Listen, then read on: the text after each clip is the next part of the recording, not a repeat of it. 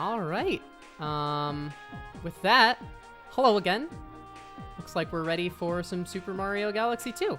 Super Viper, feel free to take it away. All right, what's up? I am SuperViperT302. And I am How to Cantaloupe. And we've got some fun-filled action for you today. So let's go ahead and get started in 3, 2, 1, go. All right. So this is, as you obviously can tell, this is Super Mario Galaxy 2 90%. And the way this game works is quite similar to Super Mario 64 in that in order to do 90%, you need a specific amount of stars. So in order to access Bowser's Galaxy Generator, which is the final Bowser level in the game, you need 70 stars. And the final Bowser level also gives you a star. So the total amount of stars in this run ends up being 71. Which is kind of why this run is long, but a lot of the stars in this run are really entertaining, so I think you'll come to appreciate the various tricks and whatnot we have to see in this game. So within the first minute of the run, we are already introduced to this little Luma. He's gonna be our friend for this run. He's gonna go into Mario's hat and give us the ability to spin, and spinning allows you to do pretty much everything in the game. You can get more height out of your jumps, you can hit levers, you can take launch stars, you can kill enemies. Alright. More details on that later. So here's the first trick of the run right here. Alright. So what I just did there is called slope boosting. When you land on a slope with a high amount of speed, you have a small frame window where it's possible to jump and gain quite a bit of momentum. Unlike Galaxy 1, you can't climb up slopes in this game, which is kind of unfortunate, but you can't get some nice boosts off them like you just saw there. Unfortunately, this game has like 2.5 minutes of intro, so I guess I can explain. You saw me do this for most of that portion, but as you can probably tell, the fastest movement option in this game is long jumping when you don't have any special items or upgrades to use. So you're going to be seeing that kind of used a lot. It's pretty simple movement for the most part, but there's some techniques in this game that are pretty difficult to master. Coming up is a tech skip that I could theoretically go for, but I'm not going to. Daniel, do you kind of want to explain that?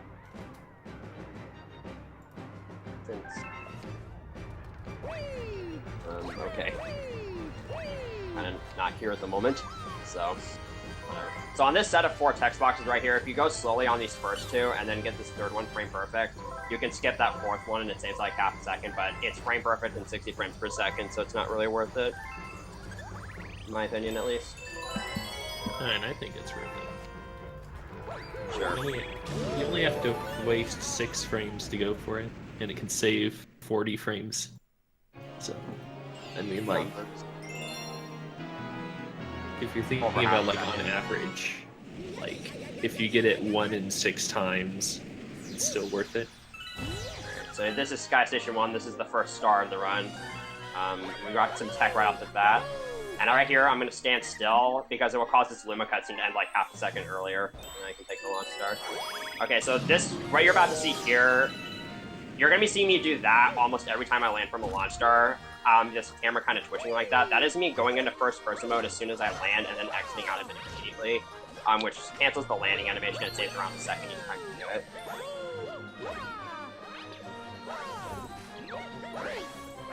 Right there, I just did a trick called Luma Bounce. By doing a homing ground pound off that Luma, you can skip its launch star and land on the planet that's far away, which saves a whopping total of 1 second.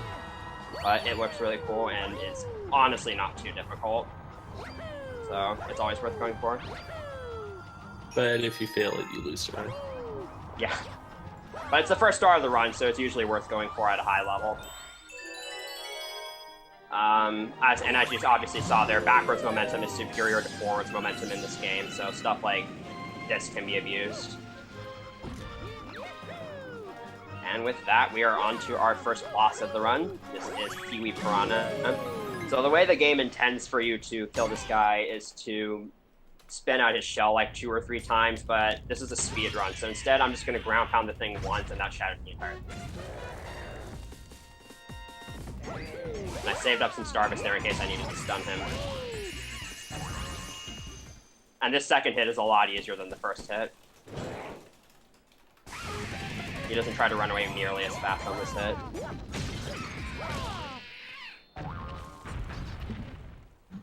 And there you go. That is the first star out of 71.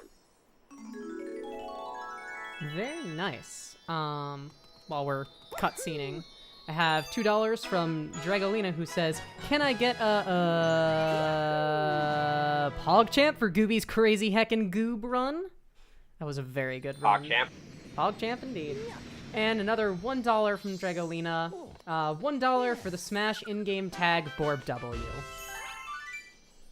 All very good causes in my IMO.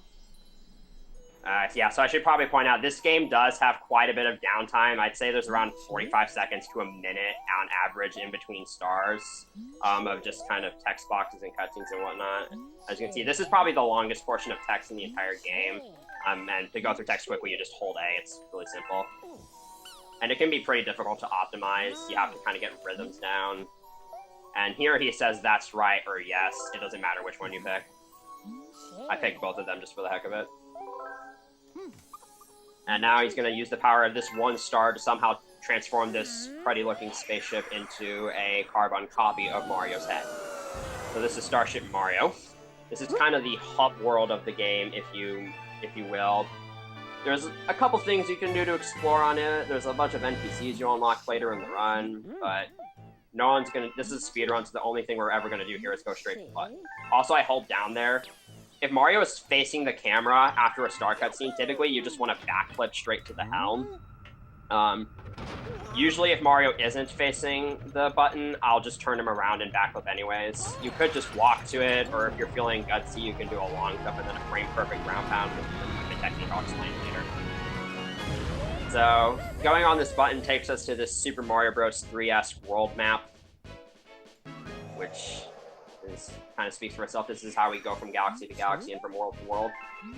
We're going to use this to go straight to the second star of the run, Sky Station 2. Not nearly as flashy as the first star, but still cool nonetheless. And also, what you just saw me do on that star select screen, and you'll be seeing me do this every time there's a clear star to select, is I point my Wii cursor off screen, and this allows me to kind of auto-select the star, which only works on clear stars. Let's see if I can make this chomp cycle. I unfortunately did not. You can make this chomp cycle one whole cycle earlier, but I mistimed my spin, so it's okay. Only wastes a few seconds. Oh yeah, right here, this Luma's text box is technically skippable, but no one has been able to replicate it. It's just really someone skipped it once, and we have a video, and a lot of people have been trying to do it, but no one has gotten it again. And it's probably not even RTA viable, if I would imagine, or consistently RTA viable. Alright, so this planet is cycle-based, kind of, so I have to make sure I play nearly perfectly. And that's already a pretty bad mistake. So I'm gonna right here. That wasn't too bad. That was only like maybe a second or two lost from that movement. And right here, we just gotta hit all these flip switches to make the next planet appear, and then hit more flip switches, because video game logic. Here we see the first appearance of Cosmic Clones. We'll be seeing these a few times throughout the run. Basically, they just copy Mario's every movement and make backtracking nearly impossible. They're not so bad here, but they do become a lot worse later on in the run. Alright, I'm actually gonna try and see if I can grab the checkpoint on this next planet.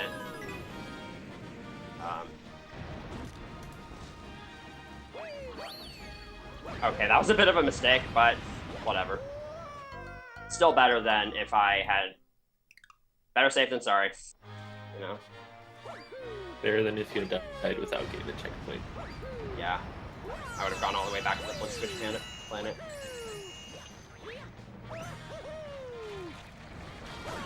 So, something I should also bring up now while I'm at it is there's actually a second way to cancel landing animations in this game, and you're only going to be seeing me go for it at the start of various stars. You can jump on a very specific frame when you land, and that will allow you to skip landing animations, but once again, it's frame perfect in 60 frames per second, so I'll probably only get it maybe 5 times at best, is around a good average to estimate. Alright, so right here, Lubba's going to mention co-op mode, which is kind of... I'm playing with one player, but if you have a second player or a second Wii remote handy, you can actually have a orange Luma by your side, which will allow you to do stuff like pick up coins, grab extra star bits, stun enemies, kill enemies, hit levers from far away. But for the sake of my sanity, I'm just going to play with one player. Alright, so here we have Yoshi Star Galaxy. So Yoshi is without a doubt the most broken thing in this game. You just saw Yoshi's Island, and this is going to kind of take Yoshi to the next level. So there's a glitch you can do with Yoshi called Infinite Fluttering, where normally you're not able to start a flutter immediately after doing another flutter because there's this cooldown time, but if you crouch mid-flutter, you cancel both the flutter and the cooldown time, and you can start fluttering immediately. And you can do this as many times as you want, and it's... I'm going to be going for a skip on it on this first star, which is somewhat difficult, but I have a pretty decent setup for it.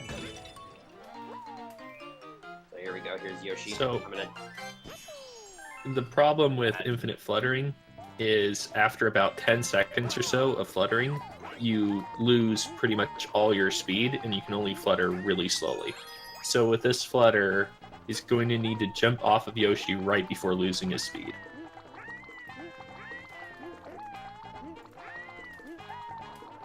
I got the skip first try. Nice. Nice. So that skip is commonly referred to as one of the biggest reset points of SMG2 any percent, but again, I have a decent setup for it. And another thing that makes that flutter really difficult is that I also have to bounce off the berry, but if Yoshi eats a fruit, if Yoshi touches a fruit, he automatically eats it. So I have to press B right as I landed on the berry in order to stick Yoshi's tongue out so that he wouldn't automatically eat the fruit. And therefore I could bounce on it to gain just a little bit of extra speed. Alright, so I missed the cycle there because I'm an idiot, but I can make up for it. Sakchimba doesn't own me. Alright. You can also use Infinite Fluttering to gain height, as you just saw. It's good for both distance and for gaining height. Typically, when you're Infinite Fluttering to gain speed, you want to be holding an angle somewhere between kind of a sideways angle and also in the direction of Yoshi's back. So you'll be seeing me do mostly sideways flutters whenever I'm Infinite Fluttering with Yoshi. There you go. Also, something I should point out is Comet Medals. You'll be seeing me collect those in almost every galaxy I visit, and those are going to be used to unlock comets, and I'll go into more detail on them once comets start getting unlocked. So the next star is Yoshi Star 2, or Spiny Control, as the game calls it. And the way this star normally works is you have to go through all these different planets and throw Spinies at glass containers, but Infinite Fluttering is OP as heck, so I'm just going to get on Yoshi and then Infinite Flutter straight to the boss planet. Yes. This Infinite Flutter is kind of awkward, though, because you have not only do you have to be holding a kind of weird angle during it, you also have, there's also a camera change midway through, so you have to adjust to that. So here we go.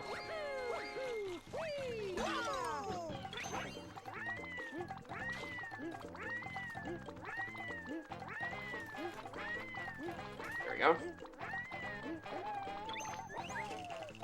That Infinite Flutter is much easier than the one on Yoshi Star 1, usually. And it does save, and it saves a lot more time, so it's definitely worth doing.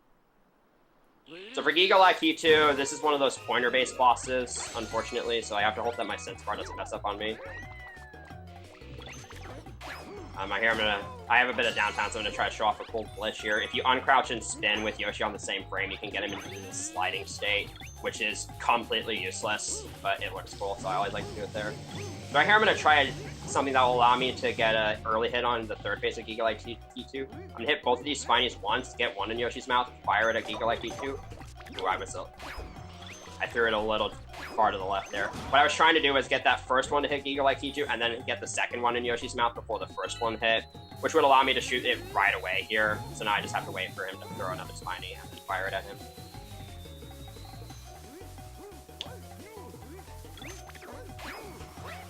Like that.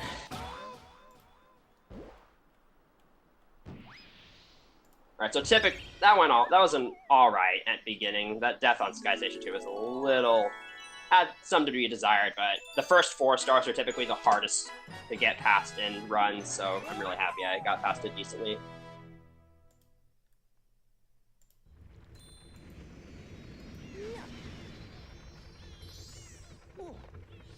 So up next, we're going to be heading to Spin Dig Galaxy. They will introduce the first of Mario's power-ups, the Spin Drill, which will allow us to dig from planet to planet.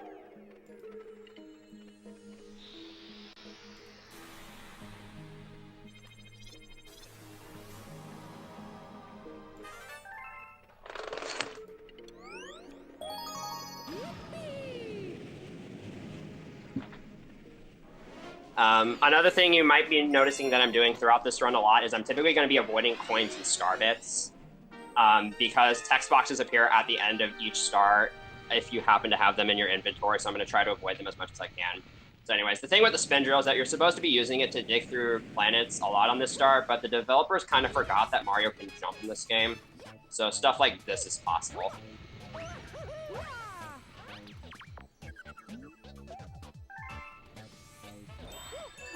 That being said, though, like, I am going to be grabbing some star bits here to do a solo thing. And right here, I'm going to do a homing ground pound off this spin drill, again, just to kind of get some momentum off of it. This common metal is a little out of the way, but it's definitely worth getting. Some jumps here to gain some momentum. I'm going to try to clip into the corner of this pillar, which will save a few seconds of walking.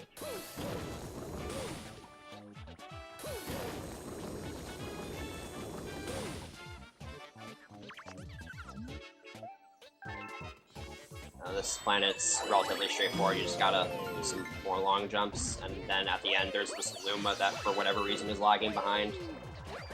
These coins are unavoidable, so I'm gonna go ahead and grab them. There's some instances where I do have to collect coins because there's just simply no way to get past them, and sometimes it's not worth it to try avoiding them. And right here I'm gonna be utilizing star bits to do the most hilarious skip in the game. I'm gonna go into first person mode and shoot Toad right in the face, and I just skipped having to talk to him.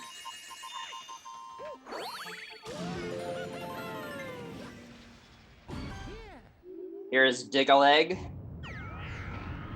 So this is one of the few instances of RNG in this run.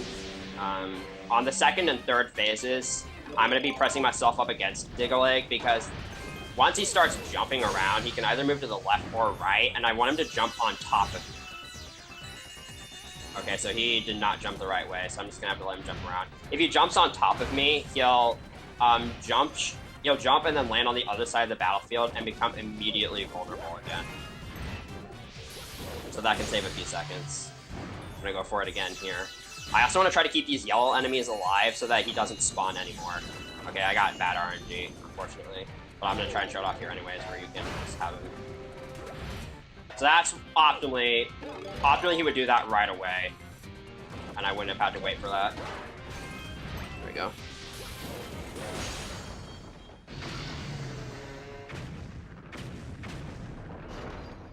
So this star is kind of long, but it is one of the stars you're required to get in order to beat the game. There's actually 10 stars you can't skip no matter what.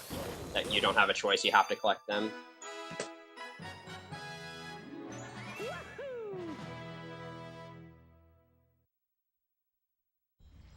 And so there are some times in this run where some stars will actually bring me to the bottom of the starship, as you'll see here. Some stars will actually bring me to this place known as the engine room.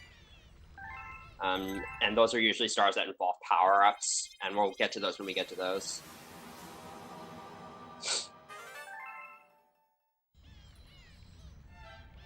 Also, earlier I mentioned how I try to avoid star bits. You might be wondering, well, where are you going to get all of your star bits from? You'll find out. Well, first of all, the starship has some free ones here that don't waste any time to collect.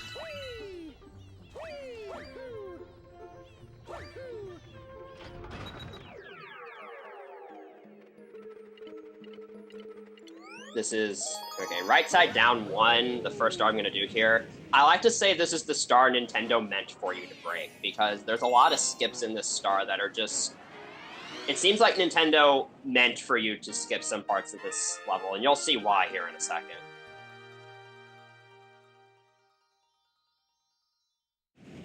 So first we've got this cool backflip at the start here that if I do this properly will take me all the way down to the bottom of the level.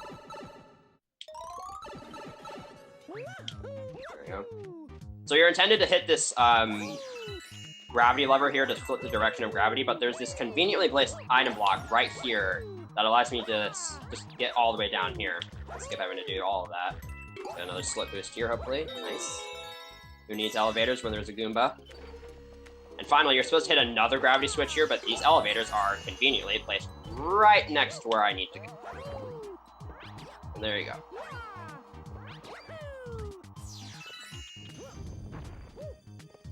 So I'm going to be doing something you don't normally see a top runner do with Fire Mario. I'm going to be utilizing a quick fire making strat where as I'm making fireballs, I'm crouching. And that's canceling the firing making animation and allowing me to start making fireballs a lot quicker. You can cancel a lot of animations in this game. So you can skip having to break some of those boxes, but it's really risky to go for it because if they crush you, getting crushed in this game is a one-hit kill. So I tend to avoid that. And right here, you can just skip everything by just going on the roof. It's really easy. It's not too bad. You have a checkpoint right before it. Yeah, but still better to be safe than sorry, as I showed earlier.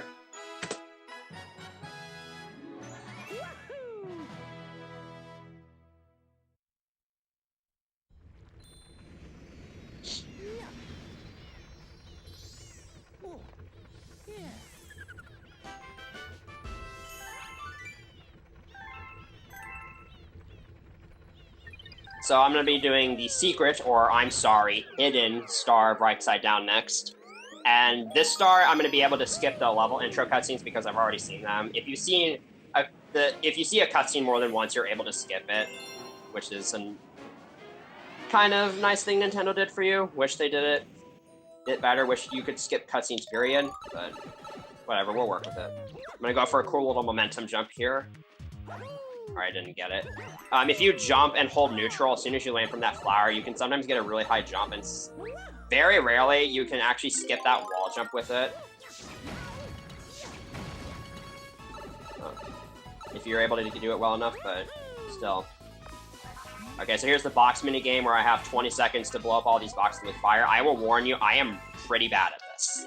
So I'm probably going to get like a 9 on the timer. But I'm going to aim for like an 11.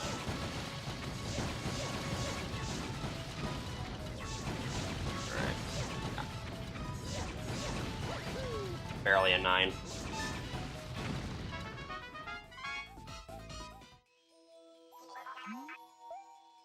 Something you should know about fireball shooting in this game is that the fireballs don't actually come out of Mario's center, they come out of his right hand.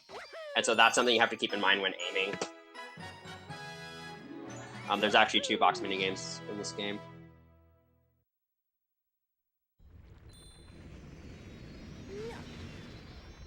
So now that we have 7 stars, the Bank Toad's gonna appear on the starship. He'll be important later on. Yeah, it's that guy. So that's an instance right there of where I just turned Mario around and had him backflip to the home like that. Because he was facing the button instead of facing the camera. So here's Fluffy Bluff Galaxy. This galaxy introduces the Cloud Flower, which kind of has its own set of broken physics. Pretty much every power-up in this game is broken. And for this star, I'm actually going to be collecting 100 coins to feed a Hungry Luma. This is a star that, there's a lot of Hungry Luma stars in this game, but oddly enough, this is the first one you can do, and it requires the most coins, but there's like 2 places with a good amount of coins, such as this pipe right here. I have to make sure I don't miss any coins, though, because if I let the timer run out, then I have to abandon the star and do the other mission. That wastes a lot of time. I like to leave this room with exactly 60, which is what I'm going to be able to do here. Grab this one real quick.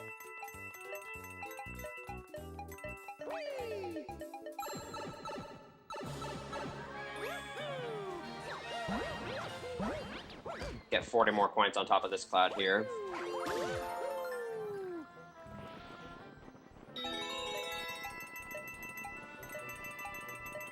Also, I would be remiss if I didn't point out how incredible the music in this game is. Like, this song in particular is one of the best ones, I think.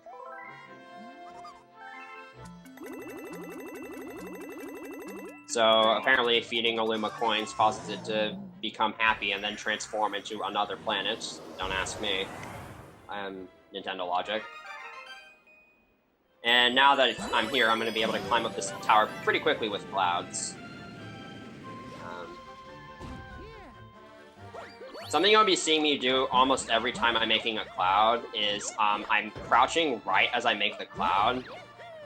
And that cancels the cloud making animation, and it's useful for a couple things. Obviously, I'm able to move right away. But also, I'm able to utilize the cloud's kind of bounce that you make whenever you make one, because there's a mechanic in this game where if the platform underneath you is moving upwards and Mario jumps, the platform's upward momentum will actually get applied to your jumps. And it applies in all directions too. Like if the platform's moving forward, then your jump will go much faster.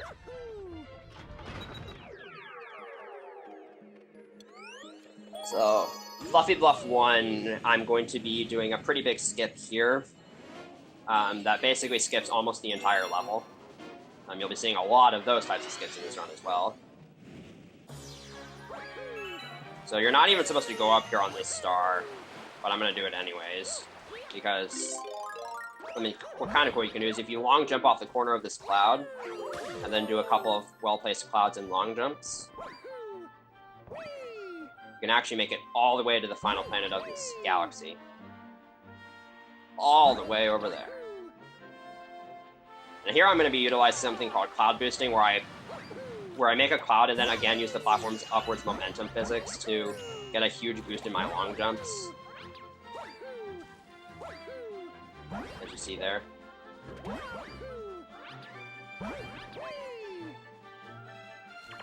So the way that I did that skip actually requires specific timing for your long jumps. You have to be a long jump. It only really works if you're Cloud Mario and you're long jumping from the center of a cloud over a pit. You gain an incredible amount of speed in midair for some reason. Also, here's the first star where we're going to be brought down to the engine room to see a power-up. You're not able to actually use the power-up, you just get to look at it and gloat about it, I guess. I don't know.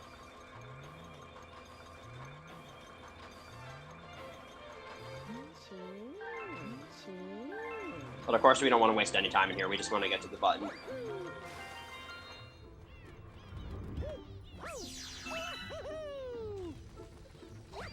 And now we're going to be heading off to the first boss level of the game. So every world, there are 6 worlds I'm going to be going through in this run, and every world has a boss level. They alternate between Bowser Jr. and Bowser levels. And typically, they're some of the more irritating levels. So this level is notorious because it has what a lot of people consider to be one of the hardest bosses in this game, which is Gobblegut. But also, the stage itself, I consider to be pretty difficult. The movement in this first section is tough to do without dying, and I have to make a specific cycle with the swamp here. I'm already not going to make it.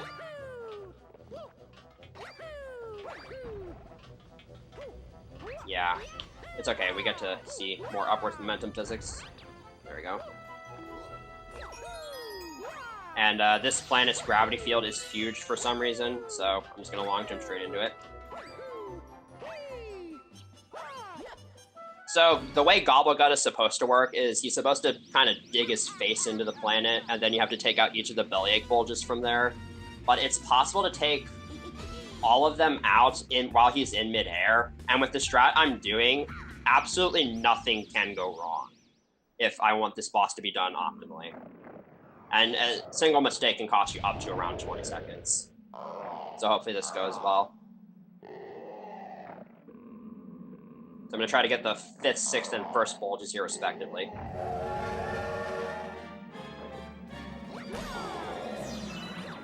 Alright, perfect first phase. This second phase is a lot more difficult. I'm going to be heading straight down to allow Gobblegut to kind of travel in a straight line and become closer and closer to the planet. And at a specific point, I'm going to turn around right here.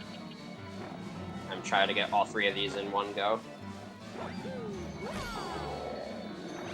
Alright, that was a perfect Gobble Gut. That was really a good Gobble Gut.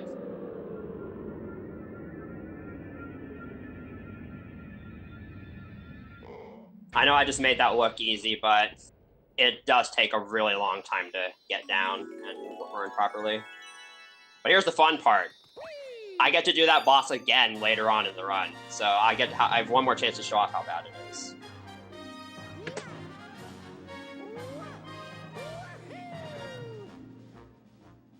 Sloppy mistakes here and there, but we made it out all right.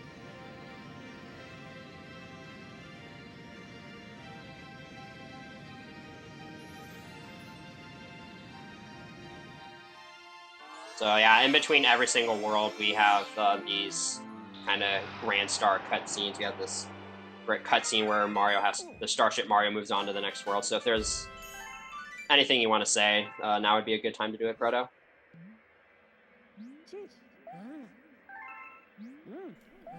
Alright, let's see what we got going on here. I totally wasn't eating lunch or anything like that. I mean, it's that time of day. I mean, when else am I gonna eat? It's just like super comfy Galaxy run. It's perfect. Yeah, this game is maximum comfy. It really is. Anyways, for an update on the bid wars throughout the marathon, currently Save the Animals is still winning at $10 versus Kill the Animals at $8. Come on, guys, step it up. Let's keep Save the Animals in the lead, please. The Super Smash Bros. Brawl in-game tag, which will be used for both Dragolina's All Events and SWC 19's Subspace Emissary run. Currently, Gooby is in the lead at $10 and Borb W at $1. DDR Mario Mix, Luigi is at $5, Mario is at 10 cents. And one more, Mario Kart 8, Nitro Tracks is in the lead with $5 versus Retro Tracks at $0. Alright, so here's Puzzle Plank. Aside from this Galaxy having really catchy music and a couple of minor skips like this one here, this Galaxy doesn't have too much going for it. It's pretty straightforward for the most part. Pretty simple. This is one of the easier stars in the run, in my opinion. I'm gonna go for this kind of quick triple jump here, which if I get it will allow me to skip some wall jumps. Alright, there we go. Typically when you're doing spins in this game, you want to be holding A because you get the maximum amount of height from doing that. And that's obviously a deal breaker for some skips. Also, when you're playing as Mario, which obviously I'm going to be playing as Mario for the entire run, you want to be spinning with the Wii remote, but if you're playing as Luigi, you want to spin with the nunchuck because you get more height when spinning with Luigi with the nunchuck. So this last planet is really weird. These puzzle pieces, I didn't get any here, but sometimes you can ground pound them more than one time in just one stomp, which obviously can save a little bit of time, but I was unable to get any of them there. Right, here's Bugaboom. Or, no, he's not Bugaboom, that's a different boss. But yeah, this is just a short little mini boss. Totally difficult.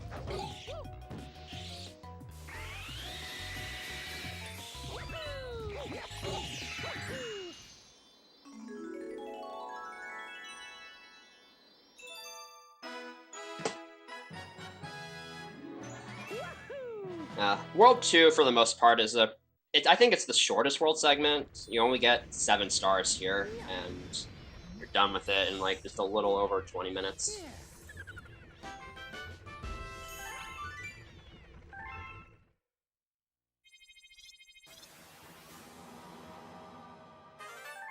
So we've got a little bit of an unskippable world map sequence here. He's going to show us the grand world map, which is the faster method of going from world to world, so you don't have to travel through the portals at the beginning and start of each world, because that takes a lot of time.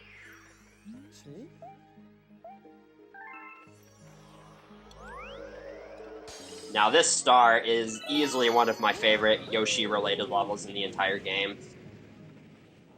Because in this level, we're introduced to the Dash Pepper, which makes Yoshi go really, really fast, and can also climb up walls and slopes, and also has some interesting momentum physics if you've used them properly.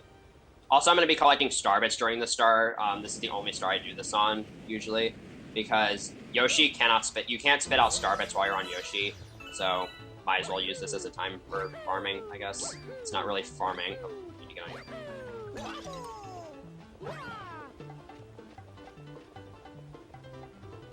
There's the dash pepper. And its effect lasts between launch stars, so you want to be able to hold on to this as long as possible. So right here, I'm going to be running up the left path because there's a dash pepper I can collect here. And oh boy. That's a bit of an unfortunate mistake. Yeah, if you run into a wall when you're running up a slope, you automatically fall all the way down and you have to redo that. There we go.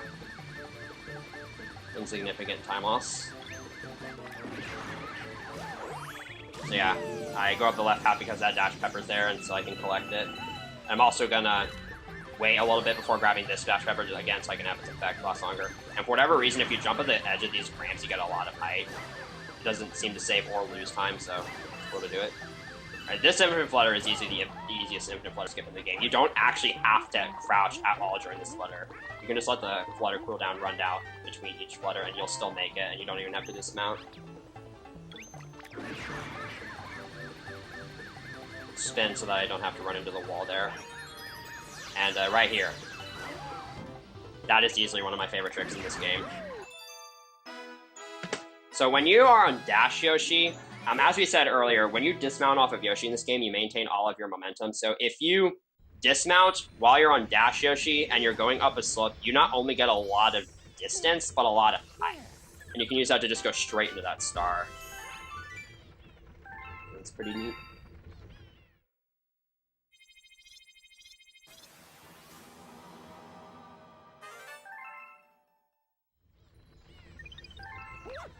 Up next, you've got Cosmic Cove Galaxy. Kind of soothing music. There's some soothing music in this galaxy, so this is a good time to fall asleep if you want to, but then wake back up once we move out of it. Please don't fall asleep during your run. I'm not going to, but I'm talking to the chat. So I'm not going to fall asleep, but what I'm going to be doing instead is I'm going to be collecting coins to feed a hungry Luma here. I'm going to head over here and take a little detour to get some star bits and the shell. Because the thing with these little enemies here is that if you shoot a star bit at them and then kill them, you get a coin instead of star bits. And I'm going to use that twice here.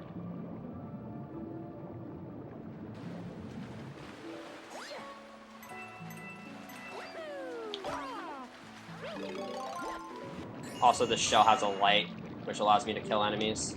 It's kind of useful here. So yeah, in this game, unlike Galaxy 1, swimming with spins and swimming with the shell, actually, there isn't really a speed difference, but if you're swimming with the shell, you have to do less exercise, so it's obviously preferable, because speedrunners are lazy, you know? I think it's slightly faster to use a shell. It could be, but also with the shell, you can do these cool jumps out of the water like I'm going to do here. Oh, what was that angle? Don't ask me what that was. Yeah, I'm going to hit this switch to freeze the lake, and then head over here and feed this Hungry Luma. So this is actually the interesting part of this route. I'm going to be unlocking this Hungry Luma's galaxy, but because of the way everything is placed in the level, or Hungry Luma's planet, rather, because of the way everything's placed in this level, I'm actually not going to go to that planet right now. Instead, I'm going to go ahead and get the Waterfall Star, and I'm going to do that star next. Because, like, there's a huge pile of coins right next to the common medal, which is right next to the switch that freezes the lake, which is right next to the Hungry Luma. So it just kind of all works out. Oh, and coming up next is one of the hardest tricks in the run. Remembering not to mash A. Yeah. So earlier I mentioned auto-selecting, which is obviously the way you use to select clear stars in the menu. This is one of the very few instances in this run where I do not want to do that. Because the star I want to do next is only available in the first mission of Cosmic Cove. If I select the second mission, I have to sit through the intro cutscenes, and then once I land, I have to exit level, go back, and then reselect the star. Yeah, it loses about 30 seconds. Yeah. But first, we get to watch this Toad walk around. He's the male Toad. He's a bit less useful than the Bank Toad. So yeah, I have to make sure I'm actually pointing my Wii Remote at the screen here. Oh my god, I did it! Nice. first try. That's a PogChamp, I think. So on this star, I don't want to spoil exactly what I need star bits for, but I'm going to be collecting some here.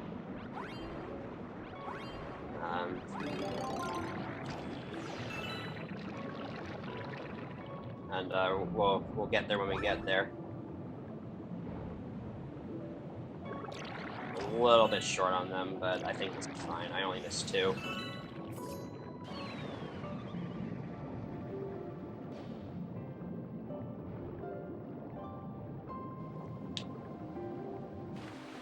So, who remembers the bunnies from the first Mario Galaxy? Because this is the only mission in the game where I have to do that.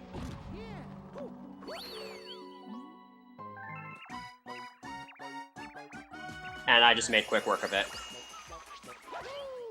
So yeah, you're supposed to hit the switch to freeze the lake, but for some reason, if you shoot starbits at the bunny, he runs in the wrong direction, and you can just catch him quickly like that.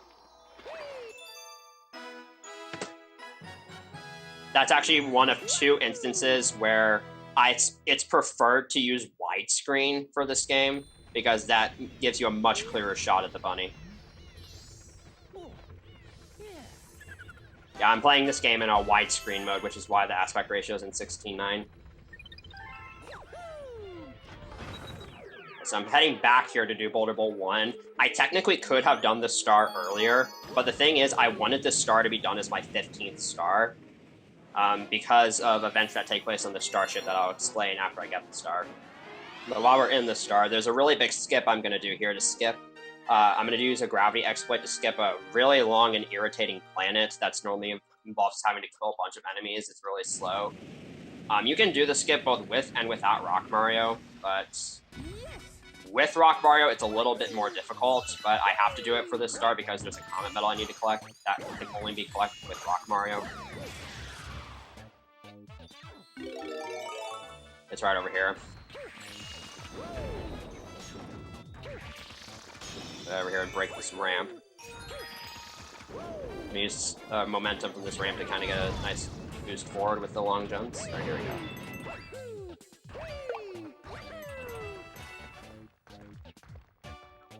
Alright, I got it first try. Nice. So for that skip, I actually have a visual cue for it. I look for a certain star, and once it goes off the top of the screen is when I spin.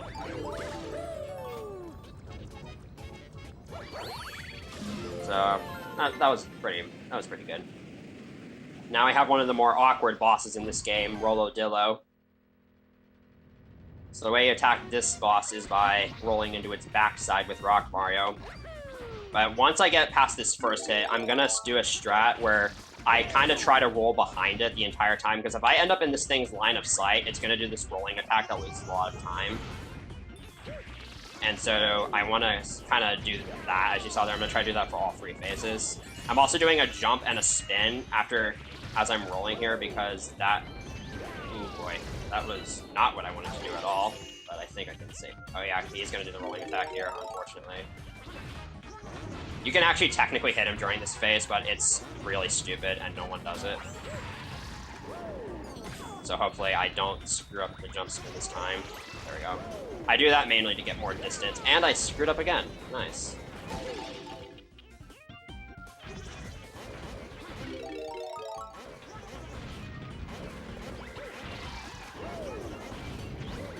Oh well. Marathon, you can't do much about it.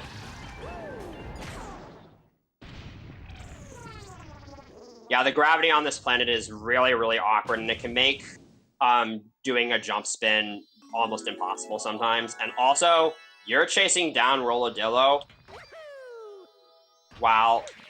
Okay, I don't know why you didn't get the star there. You're chasing down Rolodillo while he's trying to chase you. And that's also what can make it pretty awkward. So this is why I wanted to collect Boulder Bowl 1 as my 15th star, because since it's Boulder Bowl 1, it's going to take me down to the engine room so I can see myself get Rock Mario. But since I have 15 stars, I also get a letter from the Mail Toad.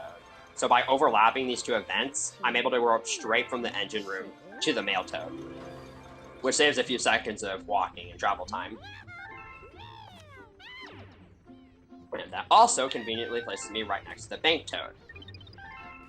So the Bang Toad allows you to store star bits in it, and also you can conserve them between files. So these are actually star bits from another file. So this is kind of a new game plus thing in this run, but obviously, since I'm doing it here, it's allowed for this game. And it's these star bits I'm going to be using to unlock Hungry Luma galaxies throughout this run, such as this one right here.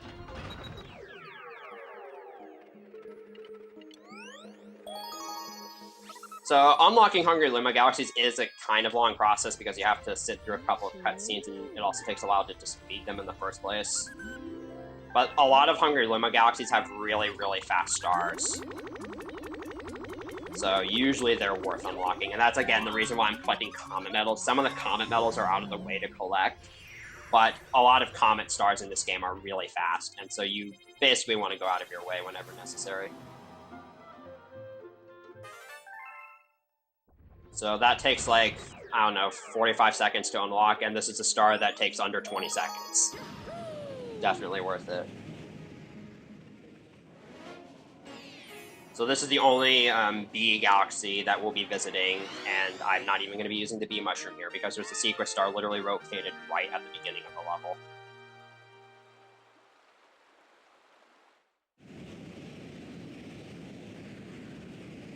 And this movement looks pretty cool if I execute it properly.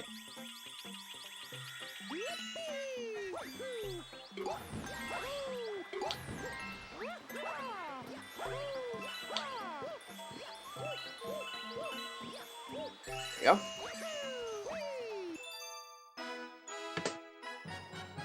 So as you can see, yeah, that's just the best, that's easily the best example of why unlocking Hungry Luma galaxies is worth it.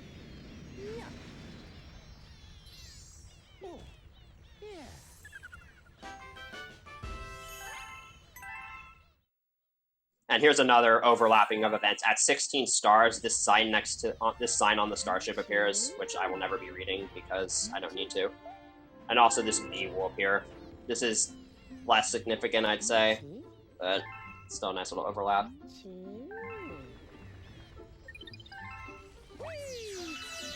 Now we're going to be heading on to the boss level of World 2, which is the first Bowser level also.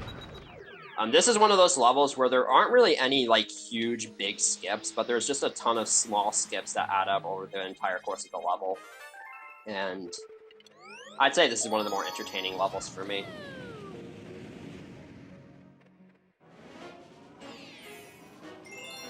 So, I should probably mention, at one point in this level, I am going to be grabbing a Super Mushroom, which gives Mario 3 extra wedges of health. And I'm going to be using that to do some lava boosting. But once I grab it, I can't go below 4 health or else I lose the extra bars of health. So that's kind of one of the concerns in this star. So we're going to skip this mechanic by just long jumping into the planet's gravity field. And we're going to skip this spring by side flipping. I waited a little bit there before I turned around because if I didn't and tried to move right away, there's a good chance Mario will just start running around in circles. And obviously that wastes time. Alright, so now I have the extra bars of health, I'm going to be going for this lava boost here to skip a Hammer Bro fight. This is kind of difficult. Alright, I got the wall jump, thankfully. You can actually do this without wall jumping, and it can technically save time, but doing a wall jump just makes it much easier. And there's a variety of ways you can get this Comet Medal, but I choose to do it this way just because it's quick and easy. Kind of triple jump off that womp there.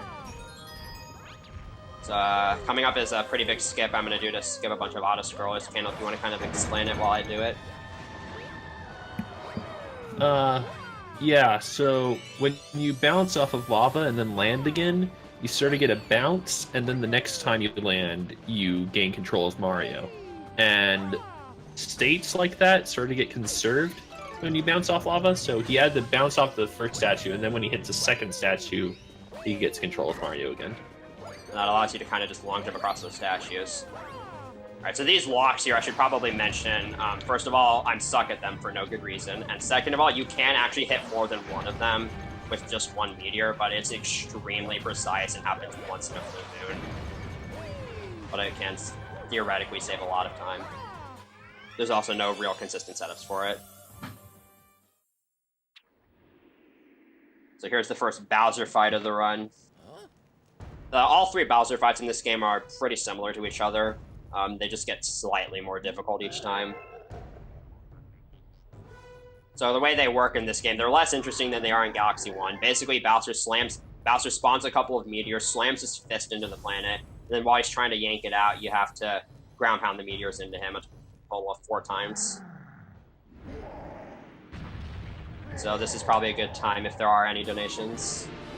That would be a good time to read through them.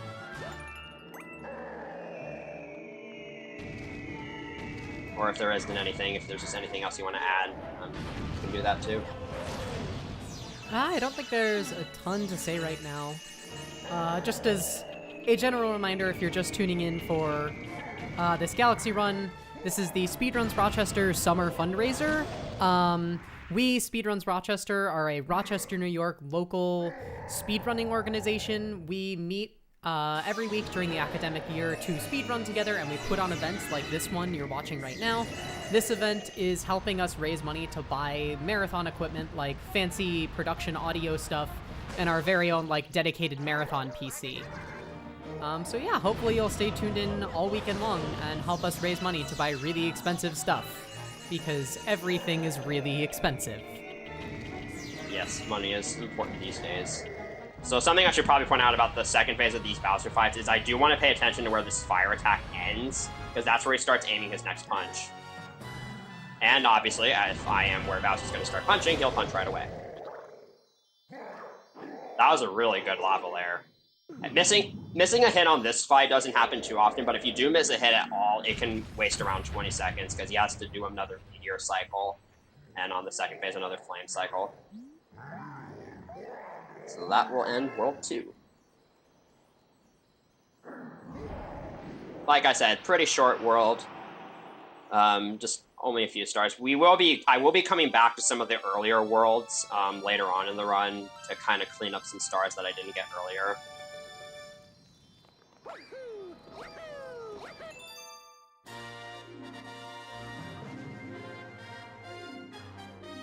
Also, since I know people are probably dying to know, I am currently 3 seconds behind my PB. Just in case anybody's wondering. Alright, so World 3 is where I'd say the difficulty starts to kind of pick up. There's a lot of stars starting from this point onwards that can really mess a run up. There's a lot of places where it's easy to die and we'll lose like up to around a minute, maybe 30 seconds. My PB is a 3:05:17, and world record is 3:01:57 by Valu111 for comparison's sake, just so people are aware. I am currently 3rd place, with 2nd place being Nemi43 with a 3:03:03.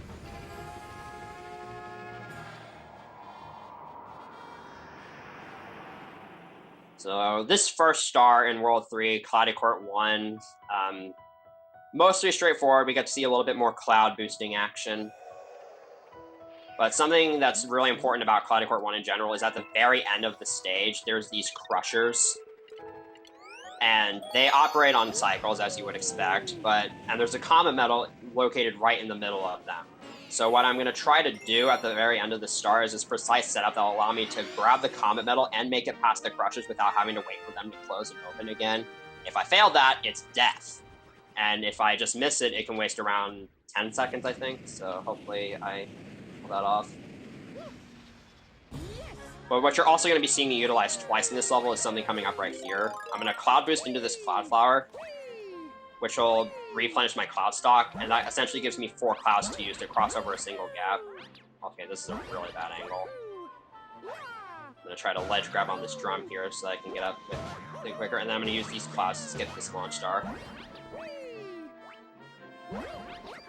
Try to see if I can grab this Cloud Flower mid-jump. Nice. That Akshimba is the worst enemy known to mankind, so thankfully he didn't try to snipe me. So now I got this little vertical wall climb because this is a speedrun and I don't need to care about using wind. Gonna do another 4 cloud strat here.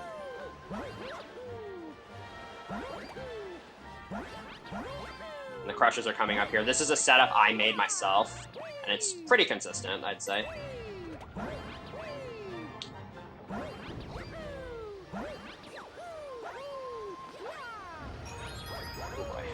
I made that cloud a little farther to the left than I would have liked, but I still made it.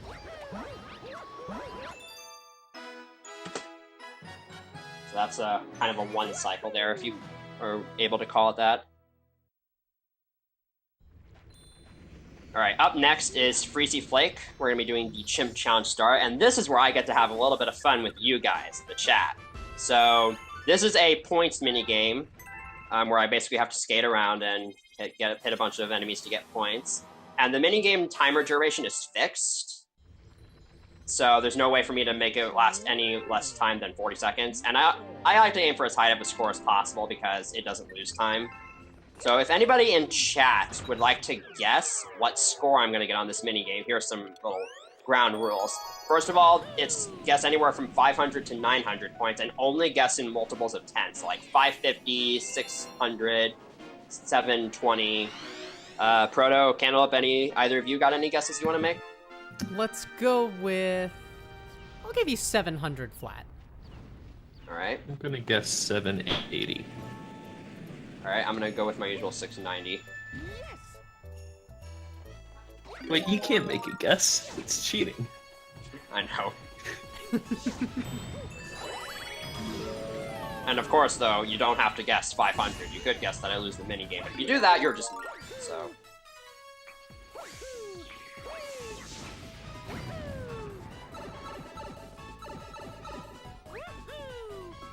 There we go. So the patterns here, the patterns of the gummits and the spikes and whatnot, they aren't random. It's the rotation that is random. So they can be rotated one of 4 different ways, and I'm already messing up because I went up right when I should have been going down left. It's okay, I've got plenty of time to get the score I need. Okay, I just went the complete wrong direction.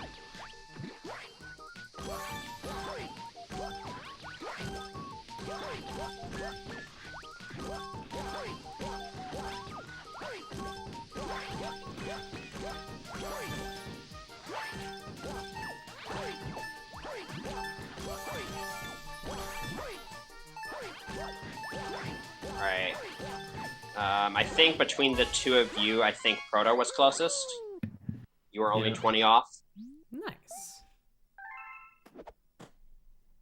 So it's okay. If you didn't get it right there, you have another chance way later on in the run. There's another star that's basically the exact same thing that you can guess on. Except with that star, you have to get at least 600. Yeah, so you have an even smaller margin.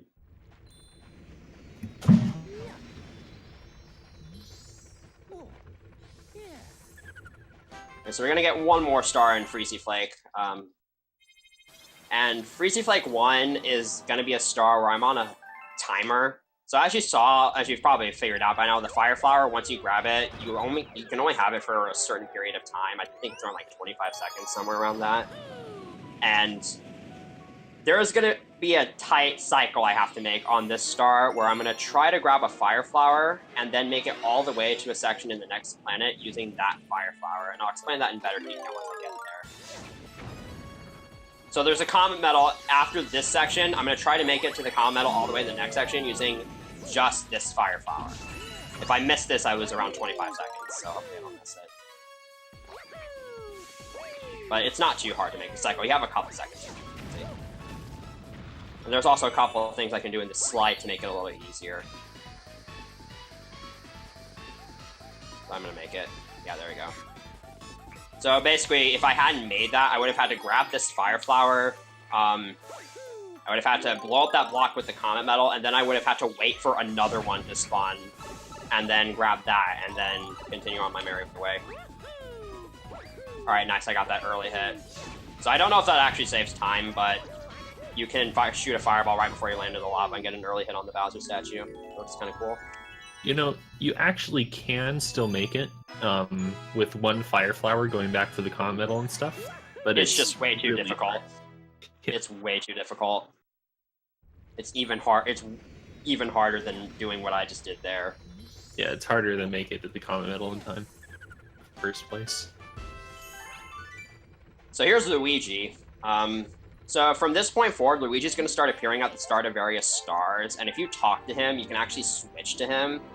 And Luigi technically is faster than Mario. He runs faster and also jumps higher and is a lot more useful, but it wastes time to talk to Luigi before the star, and you can only use him for that one star, and then he talks to you after the star, so it wastes more time than it saves.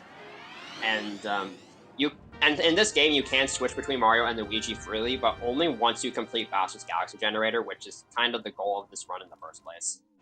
So I'm never going to be using Luigi for this run, but if the perfect run gets met, then I will be using Luigi for that. So, yeah, kind of something to think about.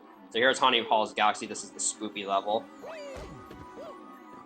We've got these platforms here that are basically on cycles. The first two are on, I guess, kind of universal cycles, so there's really nothing I can do about those. The next two platforms after this, though, are on cycles that activate when you enter a certain trigger zone. Don't ask me why they kind of tried switching it up.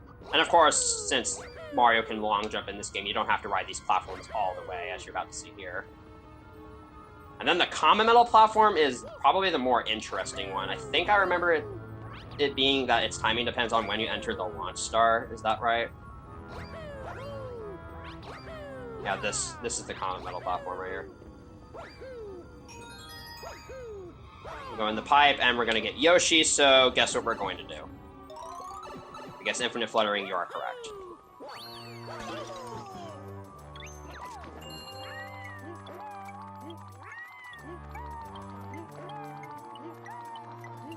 There we go. Alright, so something very important just happened, and that's that I collected my 4th star from World 3. What that means is from this point onward, comets are now going to start appearing. And the way unlocking comets in this game works is you have to have the comet medal from that galaxy, and then have a specific number of comet medals total. So it's a lot more simpler than Galaxy 1, where cycles are a thing. In this game, you just have to have the numbers correct.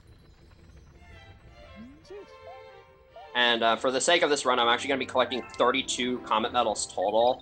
The highest comet medal requirement is the one in Bowser's Galaxy Generator. I mean, Bowser's Gravity Gauntlet, my bad. And that one requires 32. And again, you're going to get to see how fast some of these comet stars are. And there's different types of comets, too. So this is going to be one of those stars with cosmic clones. This is a star where screwing up anything and having to backtrack, especially once you get to the 2D section, makes things pretty tricky. For this first planet, though, I'm going to try to do something kind of cool here that doesn't waste or lose or gain any time. I didn't get it. If you barely touch the edge of these starships, you can actually prevent the cosmic clones from ever spawning, which, again, isn't really that much of a time difference, but it looks cool, so I always like to try to show it off. Okay, once I get to this section, I can't screw up, because cosmic clones in 2D are just bad, especially when you're trying to wall jump.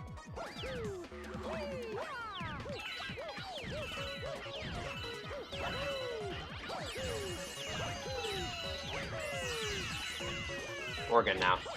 Oh. Also, something I should mention, these sling stars here, those are sling stars. You don't have to cancel landing animation from those.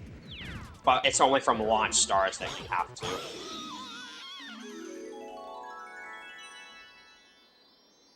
There we go. So from this point onwards, I'm basically going to be letting comets kind of build up in Worlds 1 and 2. And I'm going to be making a couple of different trips back for them later on in the run.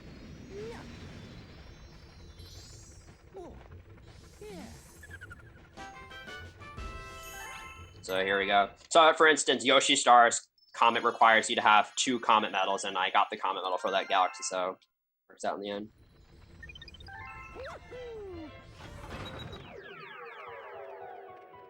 Here's Tall Trunk 1. So Tall Trunk, this star is without a doubt one of my favorite stars in this run. It's really satisfying to pull this star off optimally.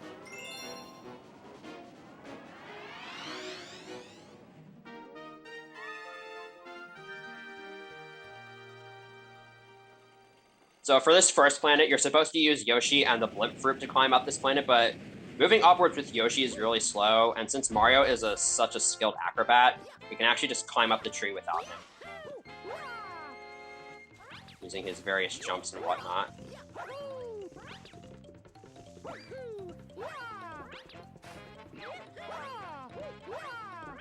But don't worry, Yoshi's gonna get his chance to shine here in a moment. So right here, I'm gonna attempt a backwards infinite flutter, and this is kind of risky because if you mess up a backwards infinite flutter, if you're in the air for too long when infinite fluttering, you lose the ability to move straight backwards. So I have to make sure I do this flutter correctly. All right, that's kind of slow, but it's still gonna work. All right, that was a little slow, but it's not worst case scenario. I was able to work with it. And this part right here looks pretty neat. It's done well.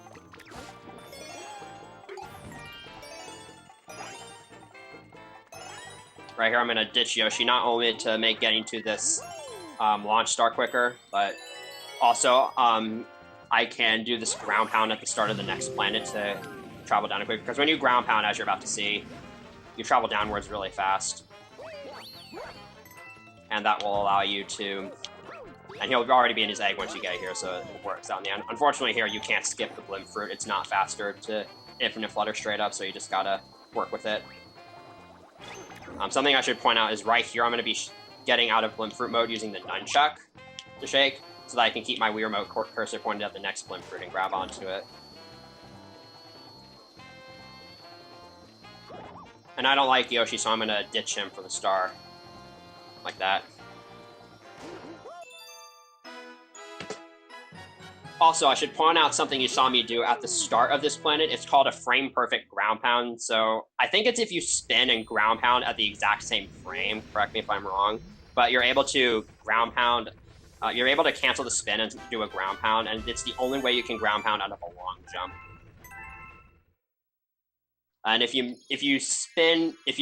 time the ground pound too early, you just spin. And if you time it too late, you do a homing ground pound. And neither of those lose that much time. It's just that manipulating frame-perfect motion controls is not easy. Here's Honey Halls 2. This level is basically Long Jump Simulator 2010. This star is just a bunch of long jumps and occasionally a spin here and there.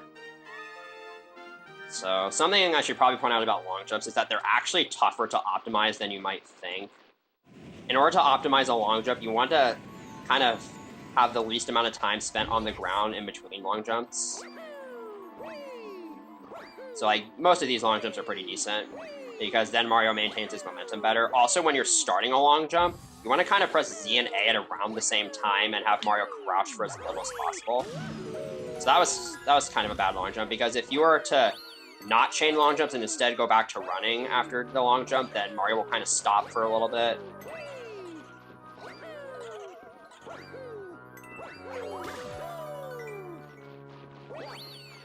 Yeah, I'm just kind of mashing A as I do each of these long jumps to try to get a good one. Alright, that actually looks harder than it is. It's not really that dangerous to do that long jump off that thin platform.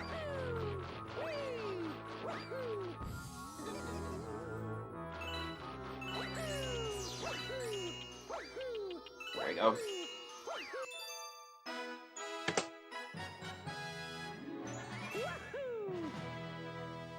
Overall, pretty straightforward star there. So, we got one more star to do in World 3 before we do some backtracking and cleanup. And it is going to be Beat Block.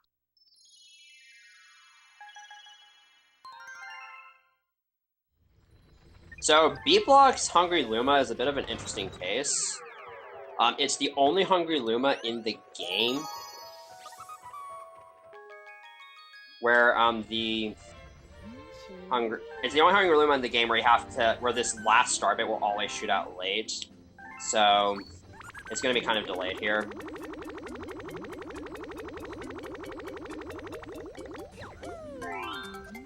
It always happens for me, and I don't know why. Also, yeah, in case anybody's wondering, Candle has to leave now, so it's just gonna be me and you, Proto. That's unfortunate for the stream. I mean... So Beat Block is another interesting galaxy with a gimmick. It's going to have these yellow and green blocks where every 8 beats a song, it'll switch between the yellow blocks being active and the green blocks. And so obviously this level's cycle-based, and making the fastest cycle is kind of difficult, sort of. And if I miss it, it wastes a few seconds, but it's not too bad. All right, so I didn't get the jump cancel, so I'm going to purposely play it a little slow in this first section, because those 2 green blocks right there, it's really easy to get caught by them.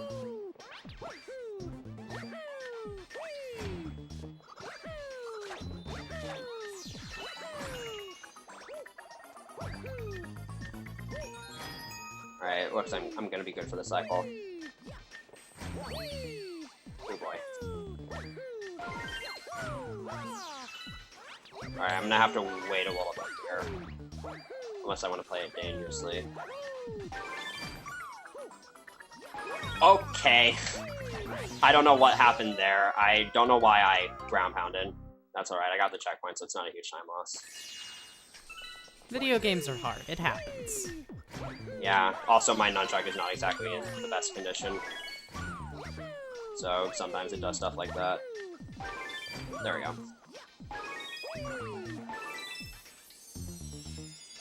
Or my ring finger might have my left ring finger might have accidentally pressed the Z button and I didn't realize it.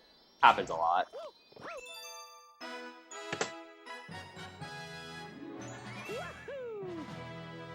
So now I'm going to be backtracking to Worlds 1 and 2 to get a few of the Comet Stars that I wasn't able to get earlier. There's not too many huge backtracking sessions in the run. There's only 3, I believe. And again, there's different types of comets. You saw the Cosmic Clone Comet earlier. There's some comets where you're given... One type of comet you're not going to see is Daredevils, which is they give you 1 health and expect you to beat the entire level without taking damage. This comet is a speed run comet, and apparently Nintendo thinks speed run is spelled with a space. So don't ask me. Well, heck, I guess that makes it official, huh? Oh Yeah. well. We all have to start spelling it that way now. So the way speedrun comments work is they give you a time limit, and you have to beat the star within that time limit. And the time limit for this star is 20 seconds. Now, this is a shortened version of the first star, but also you get these blocks throughout the level that give you 10 extra seconds of time, so it's mostly just kind of routing out which clocks to collect and whatnot. So as you can see here, there you go. I'm going to be utilizing the same strategies for Pee-wee Piranha that I did on the first star. Oh yeah, and if time runs out on these comet stars, you die. And you have to redo the entire thing. Not fun.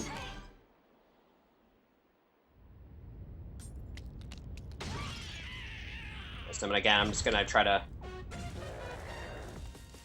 ground pound Pee-wee's shell and take it out in one go. There's actually something that can happen on Pee-wee Piranha that I don't think can happen anymore. But if you, like, shoot a star bit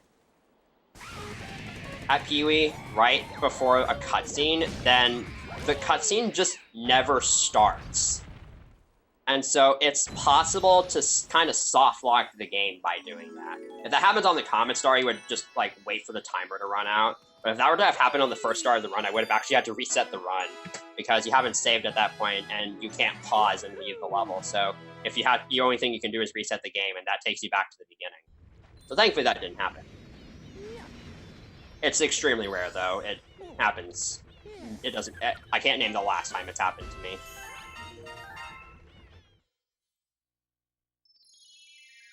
So another type of comet star is romp comets. And I know romp sounds like a weird name, so if you're wondering what that means, basically I have to kill a certain amount of enemies within a time limit. And in this instance, I'm going to be doing it using the Rainbow power-up, which basically makes Mario invincible, but he also runs really fast. And at top speed, it's very difficult to keep... It's very difficult to stay at top speed without, like, running into any walls. So I'm going to try to go as optimally as possible. Also, something else I should mention while I'm doing this star. Moving objects in this game only update when they're on camera. So what this means is, if one of these Spinies dies while it's off camera, then the counter won't update. So I have to make sure all these Spinies die when they're... oh, I accidentally did it back there. I have to make sure all these Spinies die when on camera. Right now, so far, I'm good.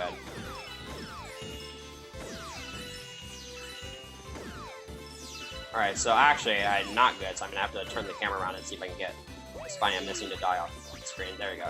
So as you saw there, the counter was kind of stuck at 29 out of 30 Spinies for maybe a second. Until I turned the camera around a few times and I got a Spiny to die on camera. It is really irritating on this star to have that happen. But also, not having platform cycles behave the same way. So it's actually possible to manipulate some platform cycles by turning the camera so that the platforms are off screen. Which is something you'll also be seeing me do several times throughout this run.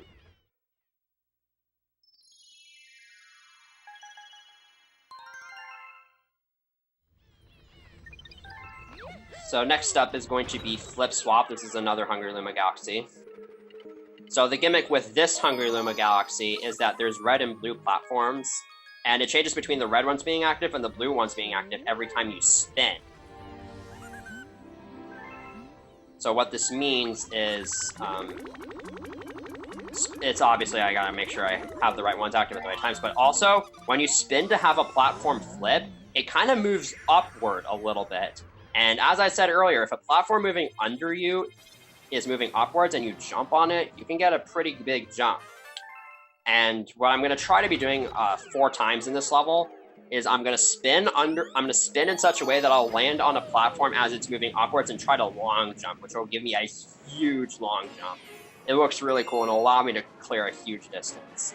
I'm going to be going for 4 of these. The first 2 are a bit trickier than the last 2, and I'm only going to go for the second one once because it's really difficult. I may die here. Just a fair warning.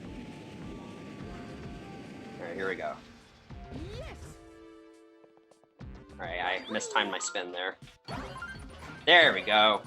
That's I call them super jumps. They have a few names they go by. Alright, this one's the hardest one for me. Okay, I'm not going for it.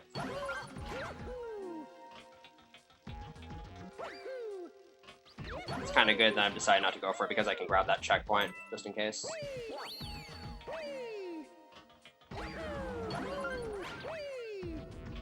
These last 2 are pretty much free. Also, you can cancel a spin with a long jump like that, which is something you really only see utilized on this star.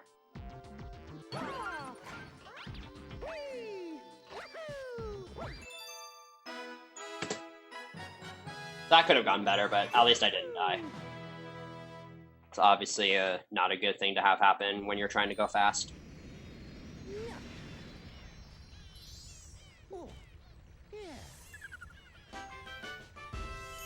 And that's a fast star even without the super jump, so it's definitely still worth doing. But obviously the super jumps are just a way to speed it up a little bit more.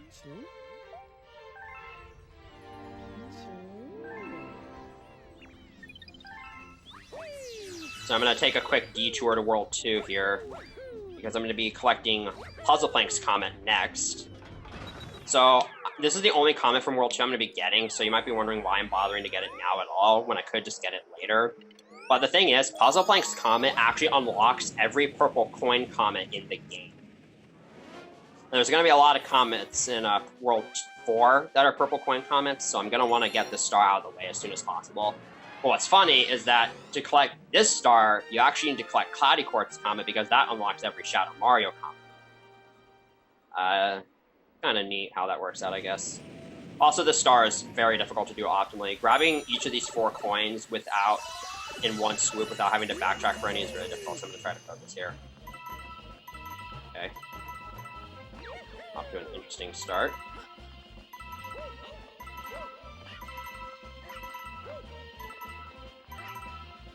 This one, so I'm going to go back with it. Honestly, the Cosmic Cones are the least of your worries here, although I have died to this star before. Alright, so that was pretty bad. But you get the idea.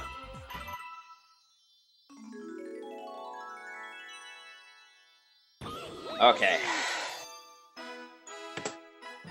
Here we go, Bowser Jr.'s Fearsome Fleet. So, Bowser Jr.'s Fearsome Fleet is easily one of the biggest run killers, especially at the top level, and especially if you're going to go for the strats I'm about to go for.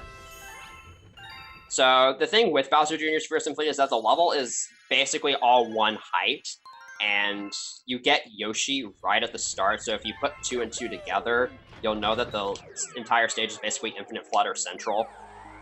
And there are really 2 main ways you can go about doing the stage, and I'm going to go for the harder of the 2 methods, which saves around 10 seconds over the other method. And it's going to involve 3 different flutters. So the first flutter is once I get on Yoshi, I'm going to Infinite Flutter to this asteroid that for whatever reason has collision. And that's an easy Infinite Flutter. From there, I have to Infinite Flutter to a question block in the middle of nowhere. And then from there, I have to do a really precise flutter through a comet medal, go underneath the structure, right above a death barrier, and then make it up just in time to dismount off of Yoshi and clear the gap. This is a very difficult strat to do, and if I die anywhere, I go all the way back to the beginning and lose around 45 seconds, so hopefully that doesn't happen. There we go. Here's the first flutter. This one's really easy.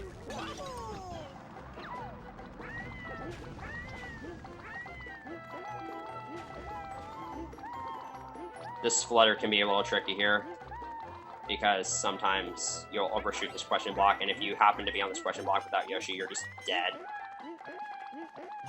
Alright, we're good.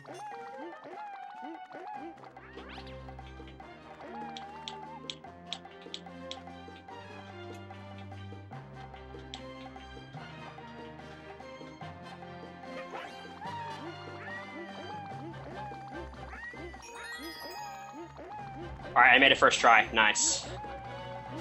So that wasn't too fast, but the reason why that last flutter is so difficult, you need a very specific angle to be able to grab the comet medal, and then you have to be able to make it underneath the structure and back up without going too low. And that is really, really difficult. That is probably the hardest Infinite Flutter in any percent, so I'm really happy I got that first try. Yeah, here we go. Here is Mega Hammer, so the fun doesn't stop there with this level. This is a kind of technical boss, and it's also pointer-based, so fun times. So I'm going to stand back a little bit here, grab these 2 bullet bills, and then move forward as I shoot the second one. That did not work, apparently. I shot a little too far to the left there. So I'm just going to shoot this one backwards. So I was trying to get an early hit there, but I'm actually not going to go for an early hit here, because I'm going to try to cancel one of Mega Hammer's animations. So when he's shaking his hammers here, he was actually going to get ready to smash them together, which would waste a couple seconds. So I'm going to head to the left here, and I'm going to try to lure 3 bullet bills over here. I'm going to use 2 of them to take out this back weak spot. And then I'm going to get the 3rd one in Yoshi's mouth, and I'm going to try to have it store through the cutscene. And then once I do that, I'm going to try to do a side flip and a full flutter and get the cockpit. Because you're supposed to wait for him to lower his head, and then... Okay, that did not work. It's okay. There we go. Alright, so that stage could have gone a little bit better, but I'm just happy I didn't make any big mistakes.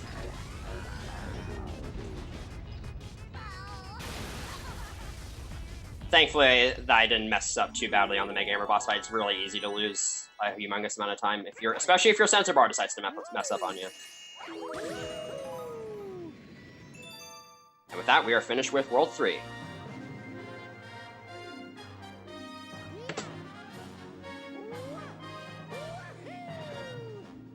And now we move on to World 4, which is what I consider the hardest world segment in SMG2 Any%. Almost every single star here, it's really easy to die and lose a ton of time. So there's a lot of tricks where you're basically just going over a pit the entire time or something. But another thing is there's a lot of stars in World 4 that are also really flashy and have a lot of really cool skips. So hopefully I got to show off most of them.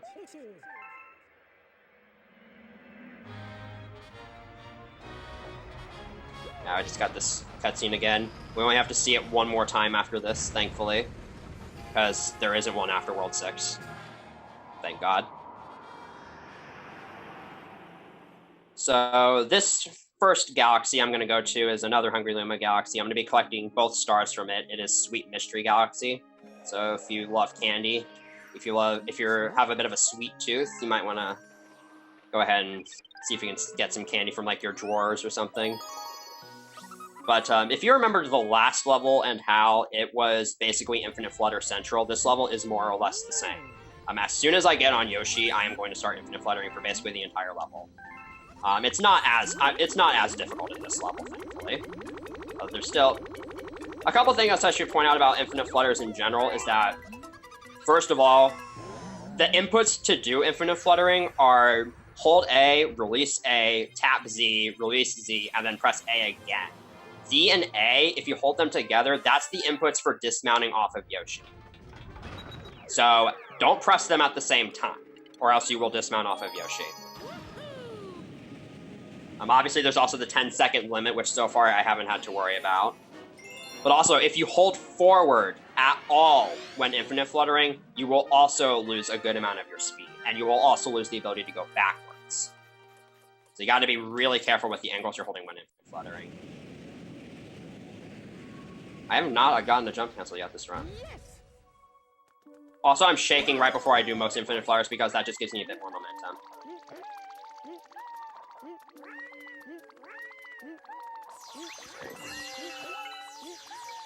Let's Common Metal and then just go over here. By the way, this Bolt Berry allows me to eliminate some platforms that normally aren't visible and therefore normally aren't usable. But since Infinite Fluttering exists, we can just skip all of that. Alright, for this last Infinite Flutter, I have to be careful to make sure I don't fall during it, because since I'm skipping this launch star, right now there's an invisible floor beneath me. And so if I fall off of it, if I fall off of Yoshi somehow, it takes like an additional 20 seconds to find a ledge you can fall off of. And obviously that loses a lot of time. A lot more time than if you were to just die. Thankfully, I got the checkpoint, so it wouldn't have taken me all the way back to the beginning of the level, but still. That star is also really cool in individual level runs of the game, because you're able to bounce off of Bolt Berries throughout it, and it's really difficult to get down, but it looks really, really impressive. I myself don't know how to do it. So I'm going to be going kind of back and forth between Flipsville and Sweet Mystery for the first part of World 4. Alright, so if you know any Super Mario Galaxy 2 skips, you might be aware of this one, because this is a fan favorite level in this game. There's Flipsville Galaxy in general is one of my favorite galaxies in speedrunning, because there's a lot of really cool tricks that you can do. This first star is a pretty popular one. So what I'm going to do here is I'm going to wait for this guy to move out of the way. And then I'm going to backflip on top of this wall. This is a strat from by YoshiFan28. Head all the way over here to this Comet Metal. And then I'm going to long jump off here. And you would think I'm about to die, but since this is Super Mario Galaxy 2, physics don't like to work correctly. But since I did that first skip, I have unloaded a death plane, which means I can now do this. Use some tiny momentum from that roof to give me a small backward slide. And you can either go to that Star Shroom, or you can use it to go all the way to the boss planet, like that. So that skips pretty much the entire level, and it looks really cool, and it's honestly not that hard. Like, you could probably learn that within, like, a few minutes. There's really easy visual cues and whatnot. Now, for Glamdozer here, you would think you have to wait for Glamdozer's body to kind of move over you, and then you would hit this little target on its belly, but the entire boss is actually vulnerable, so what I do is I wait for it to become vulnerable, and then ground pound underneath its chin, and then hit it. Which saves a few seconds, and is also really easy.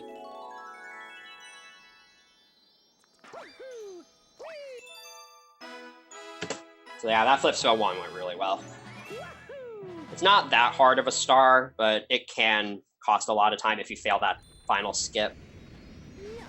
Which I have done in runs before and has killed runs before. So something else I should probably point out about Comets, since I'm going to be going back and forth between Flipsville and Sweet Mystery. First of all, in order to unlock a Comet, you need to have collected all the main stars from the galaxy, which is any non-secret stars. So for Flipsville Galaxy, it's going to be Flipsville 1 and 2, and for Sweet Mystery, it's just the first star. Also, you have to have at least one star in between when you collected the last main star and when you collect the Comet Medal star.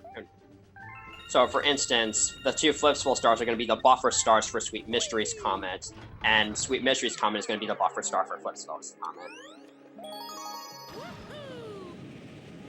Flipsville 2 is not nearly as flashy as Flipsville 1, but there's still a few interesting things about this level. This level, once again, you're supposed to utilize the spin drill on this first planet, but Mario can just jump around the walls. I'm actually going to go for a bit of a safe strat at the start here. I'm going to try to bounce off this enemy to get over the wall. It looks kind of funky, but yeah, you just do that. Easy as that. And again, Mario can jump in this game, so we can skip the spin drill on this planet too. All right, I have to make a pretty tight cycle in this this room right here. All right, I made that. So as long as I get that, I'm on pace to make the proper cycles here. The gravity switches on cycles, once again, every 8 beats of the song. And making that, and that first room is honestly the hardest part, so now that I'm past that, it's basically free. This is like half auto-scroller, half cycle-based, I'd say. And something else I should point out is when you're using the spin drill, you'll kind of see it here. Yeah, its hitbox, it grows and allows Mario to grab coins from really far away, which is going to be pretty important on the Comet Star, and a couple stars from now. Alright, so I'm going to drill here and hopefully crack the star right away. I did not. Sometimes you can get the star right away, sometimes you can't. It's just really weird.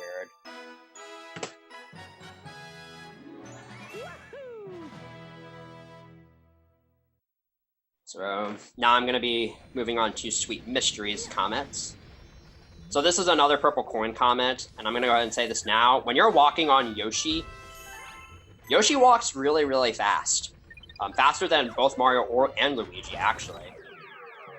And that's useful when you're trying to go fast, but when collecting purple coins and trying not to miss any, that can be pretty difficult. And so there's going to be a lot of tiny optimizations and tiny things I have to keep track of in this star in order to make sure. Missing a purple coin in this star is really irritating because you have to go back for it and it wastes a couple seconds every single time.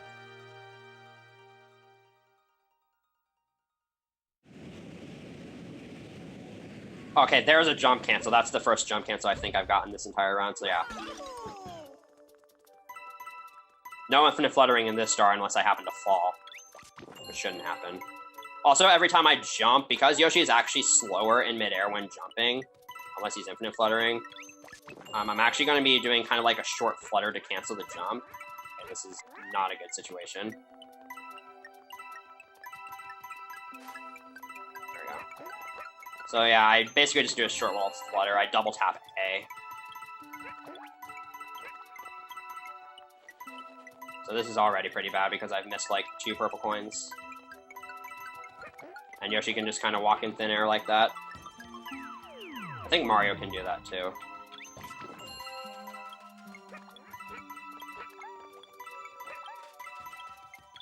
Oh, I got a little scared there.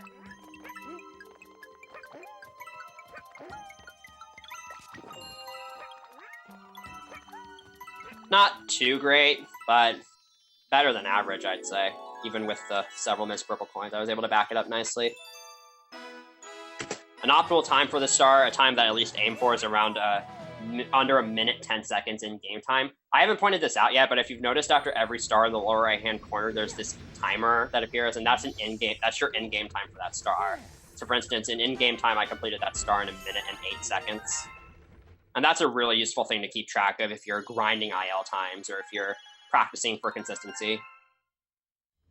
All right, next up is Flipsville Comet. So something about this star is How to Cantaloupe, who was here earlier, actually recently found a new route for this star that saves around 4 seconds, and I'm not going to be doing it because it is way, way too inconsistent for me. This is another star that's half auto-scroller, half cycle-based, and making the fastest cycle with that route is insanely difficult, so I'm going to opt for a route that's just a few seconds slower. This star relies heavily on the spin drill hitboxes when you drill. Alright, let's see how this goes. Once again, this first room is one of the harder parts.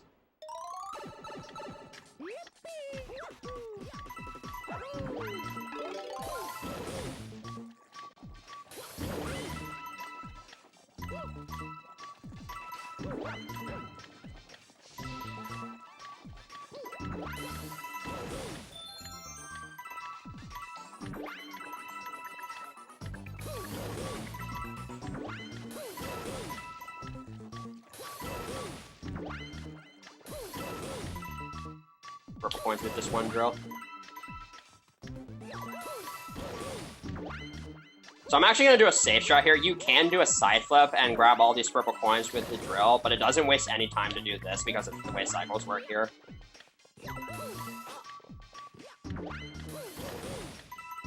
You still get around the same time with it.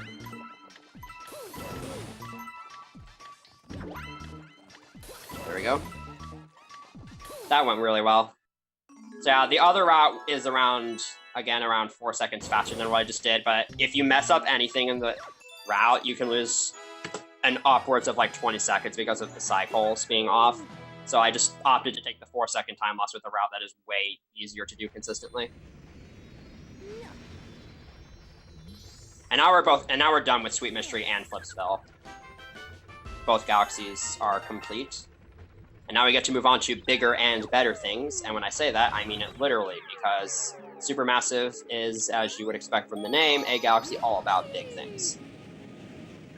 Almost everything in this galaxy is a largified version of it. It's kind of like the Tiny Huge Island from Super Mario 64, or the Big World from Super Mario Bros. 3. Something I'm going to be doing at the very start of this level is I'm going to be turning the camera, again, to manipulate cycles, like I said earlier. The pipe and the thwomps are going to be, now that they're off camera, they're not moving right now.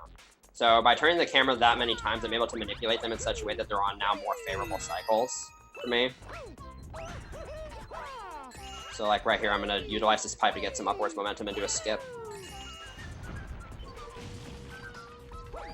Saves the equivalent of 1 thwomp cycle, and it's not too hard.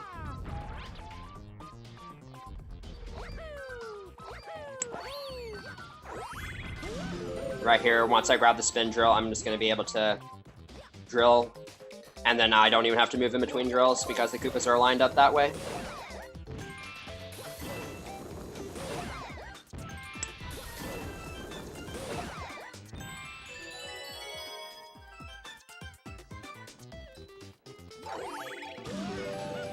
And on this next fight, I'm once again going to be turning the camera right here to manipulate the cycles of the platforms up ahead. And if I do this right, then I'll have one of the platforms literally spawn right underneath me, and it'll look really cool.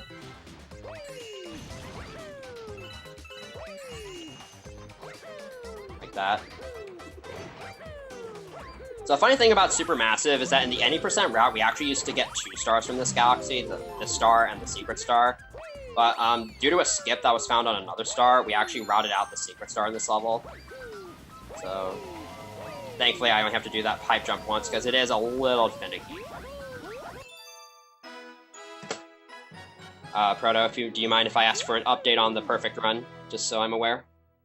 Well, it got met already, so you are good to go or bad to go, depending on how you feel about that. I practiced it earlier today, and I'm feeling alright about it, cool. So... Yeah, it has been met for quite a while. It got burned through during Yoshi's Island pretty nicely. Alright, sweet. Good to know. Thank you guys for donating for that. So, up next, I'm going to be heading to Chompworks Galaxy. Chompworks 1 is one of the longer stars in this category. It's, in essence, mostly just a bunch of auto-scrollers, because chomps are very slow. But there's also a lot of things there's a lot of subtle things I'm going to be doing throughout this star to make it fast. And also, if you've ever, I brought up 2P earlier, that saves a lot of time on this star, and I'll go into more details as to why later. But right here, I'm going to go for a strat where I'm going to kind of run up the side of the slope, because for whatever reason, that causes the slope's physics to not apply. Take that cycle there. I'm going to try to grab this comet medal. Alright. Make it here in time for the chomp to I'm gonna stun this guy with some star bits, because otherwise his coin will get in the way of my launch star flight.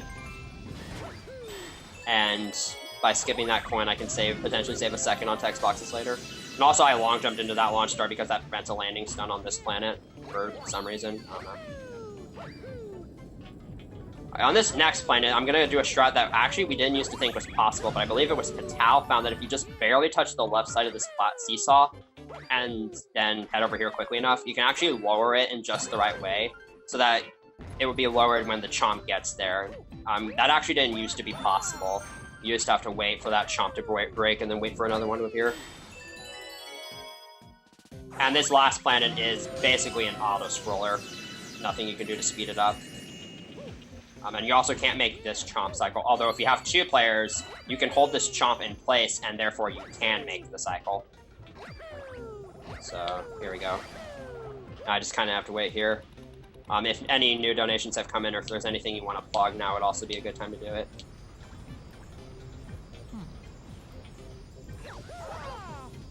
Just to update on all of our upcoming incentives, the next incentive upcoming is Buster only for Mega Man Game Gear. That's going to be later tonight, I believe, at about 11:30 or maybe a bit past midnight.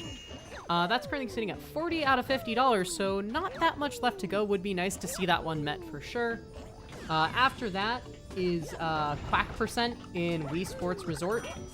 That one still has $50 left to be met. Very important incentive. Very, very important incentive. Excuse me for 1 second, I need to mute my...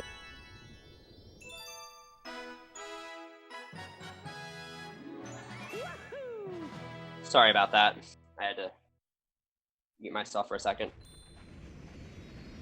Alright, so yeah, that star is now over with. So, up next is Chompworks Galaxy. If anybody's ever played Galaxy 1, who remembers the Spring Mushroom? And who remembers how fun it was to control? Because it makes a comeback in this star, but only for this star, thankfully. Woo! But first, a mail toad letter. For a star I'm going to be getting later on.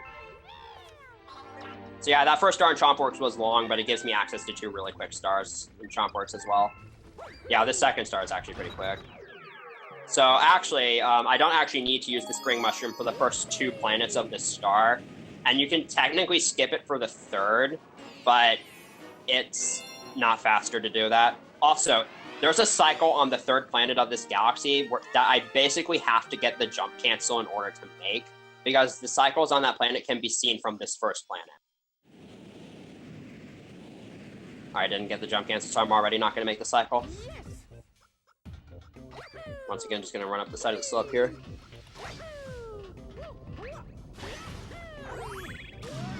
And again, I'm going to be able to jump around these chain chomps even without the Spring Mushroom. I'm going to be able to climb up the walls using Mario's big jumps and wall jumps and spins. I'm going to spin with the nunchuck here, unlike normal, because whenever you spin with the nunchuck after a wall jump, you're able to spin sooner. Like that. Also, shouts to Pac-Man. I steal some of his star bits. Can I get some Poverty Pack attacks in the chat? Here's a Spring Mushroom. Nothing to say about it.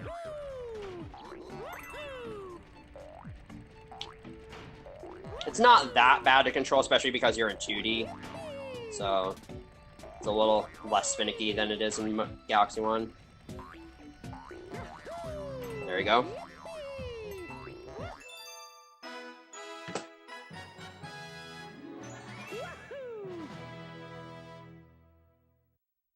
Usually that star isn't that much of a problem, but yeah, the cycle is with that first elevator platform. You can make it a cycle earlier than that, and it saves like 5 seconds to make that. And that's the only time we'll be seeing the Spring Mushroom, so hope you enjoyed it while it lasted. And now we're going to be heading to another galaxy, Starshine Beach Galaxy. So this galaxy is kind of an homage to Super Mario Sunshine. I don't know how many of you played that game. It's a pretty well-known game, I'd say. And Yoshi this first star has Yoshi, and he behaves a lot differently in this star because unlike Super Sunshine, Yoshi doesn't immediately dissolve when you touch water. In fact, he can even swim in deep water, and you can walk on shallow water and run on deep water with the Dash Pepper. And this is one of the few open world galaxies in this game, so this first star is really, really cool because there's a lot of unique movement from one silver star to the next. This is another one of my favorite Yoshi stars, but it's also another really difficult star. A couple of infinite flutters here and there. So I'm going to use this crab here to open some glass with the silver star in it.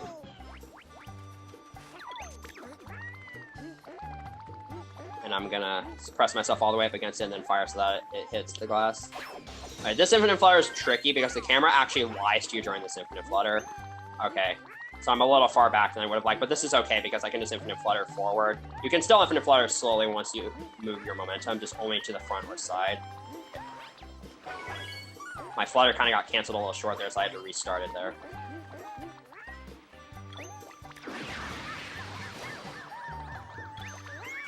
Another instance where you just gotta hope your sensor bar doesn't decide to screw up on you.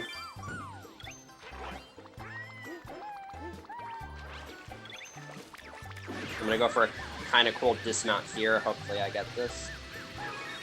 Nice.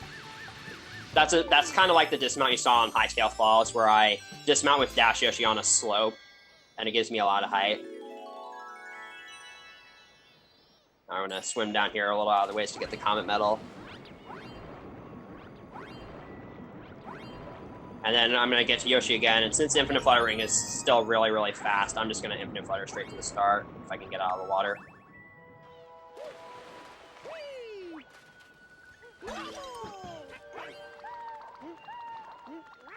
There we go. Not the cleanest Starshine Beach whenever, but that star can go a lot worse. That Infinite Flutter from the first Silver Star to the second, the camera makes it really hard to determine if you're exactly lined up with the tower or not, so sometimes you can be too far forward and you'll have to dismount off of Yoshi, which is really bad and loses a lot of time. But thankfully I was just too far back and I could just flutter slowly forward, which doesn't lose too much time.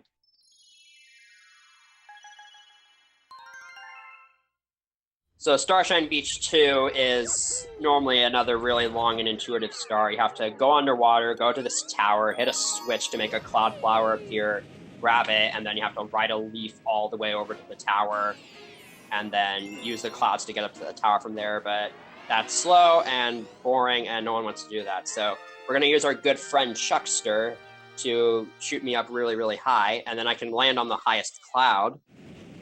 And you have a very small frame window to jump off of a cloud if you don't have Cloud or B Mario. And I'm going to use that to skip up to the top of the tower.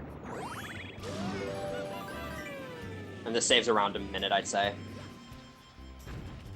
I'm going to turn the camera here in a little bit to get the clouds up. Okay, that's not what I wanted to do. To get the clouds off screen for a little bit so that they're on more favorable cycles once I get there. They might be a little too far back now, though, because of that mistake I made. Alright, that's fine.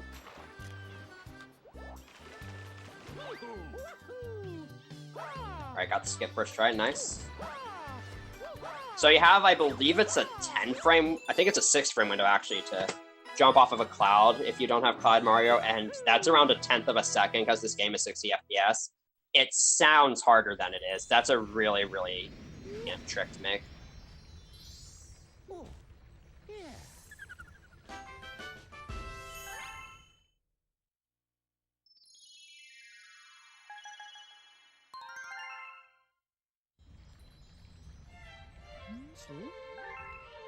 Alright, so up next is the Chompworks Comet Star.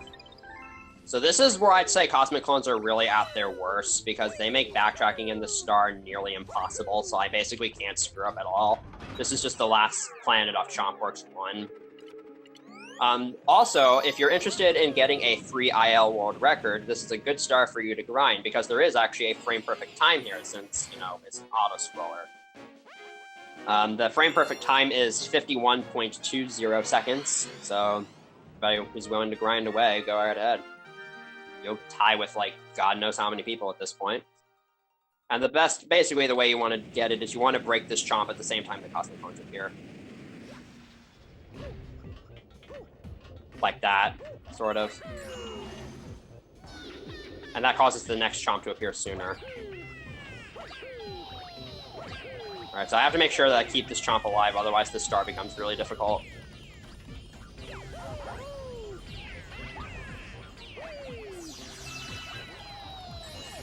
I'm gonna kind of crawl slowly here so that I can keep the Cosmic Clones from going all over the place and hitting me and stuff.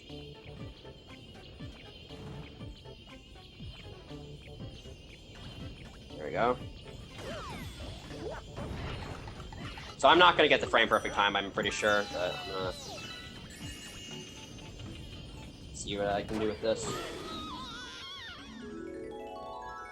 That was pretty decent.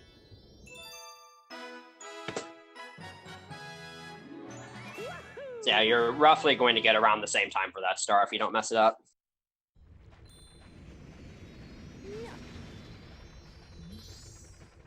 Ooh, I was only 0.36 off the IL world record. Nice.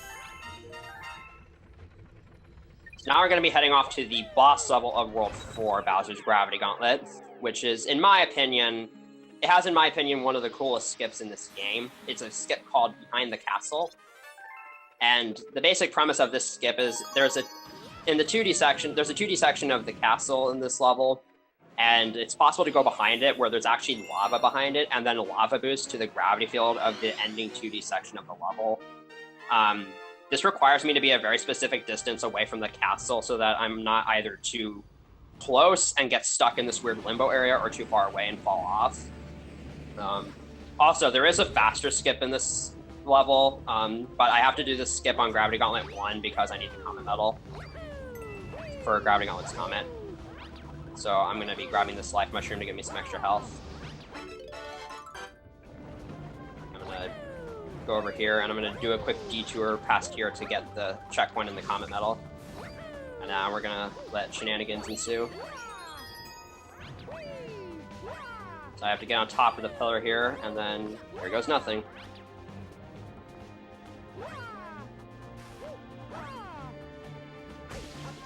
This should be fine. Alright, I got it. It's not really that hard. Basically, you just have to start as close to the castle as possible, and then for a split second, at one point, you need to hold up right so that Mario's the right distance away, but that is one of the hardest tricks to learn, for sure. So, I'm happy I got that.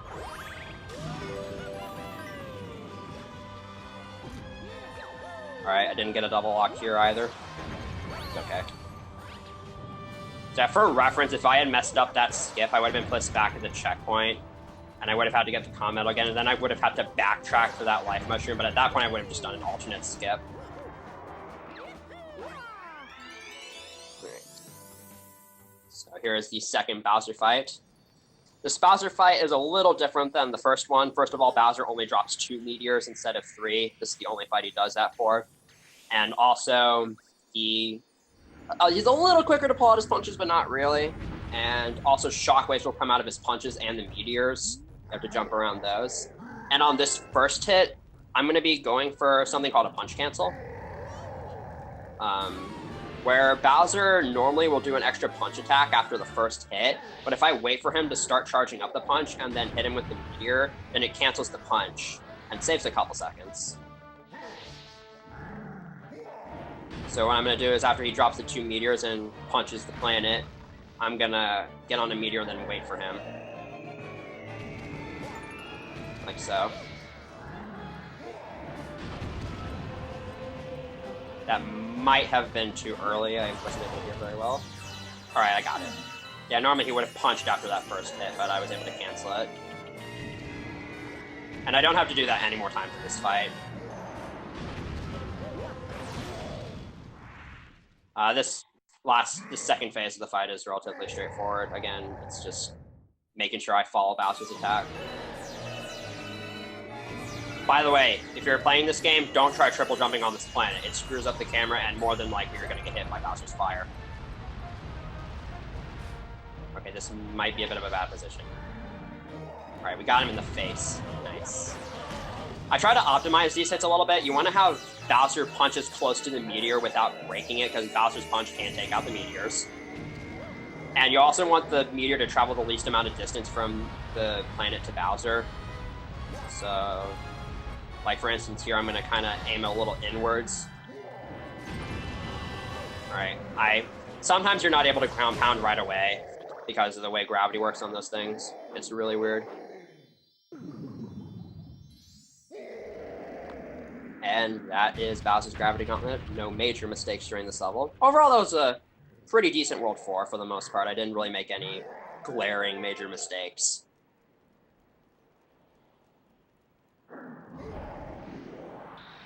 So we got past that without too many problems, thankfully. This is, again, one of the harder segments of the run, so I'm happy I got past it with as well as it went.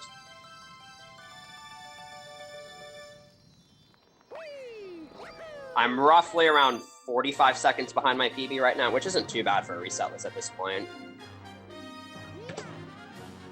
In a 3-hour run, coming within a minute of your PB in a random reset list is usually pretty good, especially for marathons. So we just got to deal with this cutscene for the final time. Oh wait, this is the second to last time, my bad. I got World 3 and 4 mixed up somehow. I guess I can kind of talk about World 5. So World 5 is going to start with me not doing anything in World 5. I'm going to be backtracking to Worlds 2 and 1 to do the last cleanup session for those 2 worlds. 2 of the stars I technically could have gotten earlier, but it's just convenient to save them for later. 1 of the stars I had to have a mail toad letter for, and the other one couldn't have been spawned until 20 comet medals. And I didn't have 20 comet medals at the end of World 3. So that's just kind of how that works. And then after that, we only get I don't know, 9 stars from World 5, I think. It might be, I'm not sure. I'd have to go through the math in my head, and I don't want to do that right now. So we're going to head to the Grand World map and use it to backtrack to World 2 here.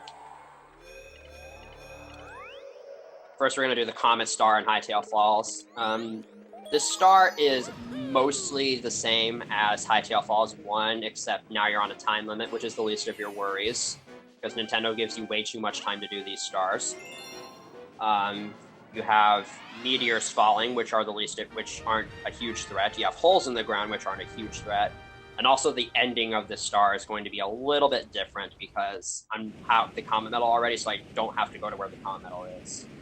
I got a jump cancel. Nice.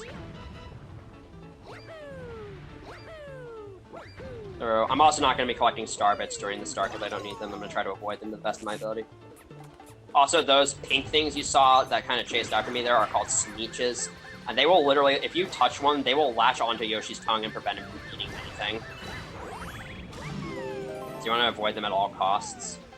I'm going to try to go up the... I'm going to go up the left path here because this dash pepper is right here and I'm going to need it to go fast.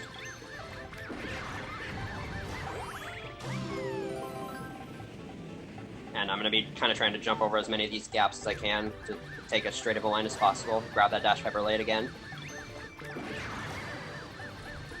So here comes the big difference here. I'm actually going to be taking the launch star this time. I'm going to be going for what's known as the leap of faith. Let's see if my faith is strong enough today. My faith was not strong enough there. There we go. So if you jump at the edge of that wall, for whatever reason, you get this really, really big jump that allows you to clear that entire distance. And that saves a few extra seconds over what I did on Hightail Falls 1, and also looks really awesome.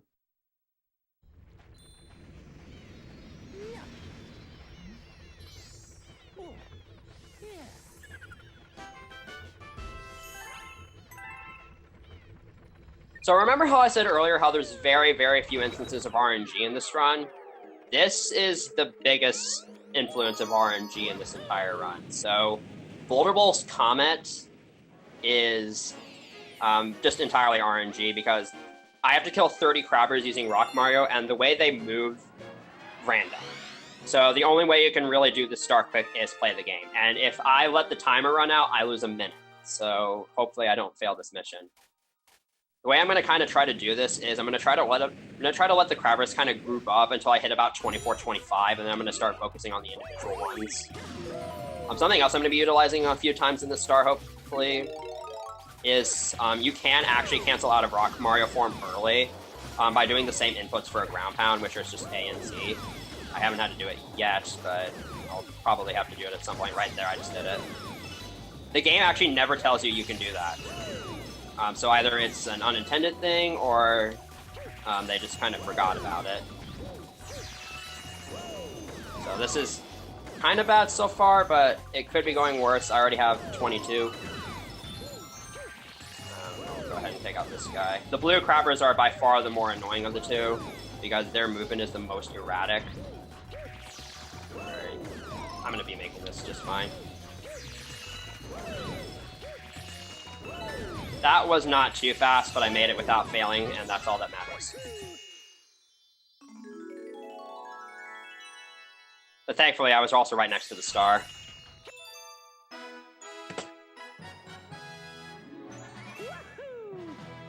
Right, we've got one more star to collect in Boulder Bowl before we're done with that galaxy, and this star might catch a few of you by surprise, because if you're familiar with the enemy Goombas, you might know that they're usually really easy to kill, and they're usually worth killing because they're pathetic beings. But in this star, unfortunately, I do have to save a Goomba, sadly.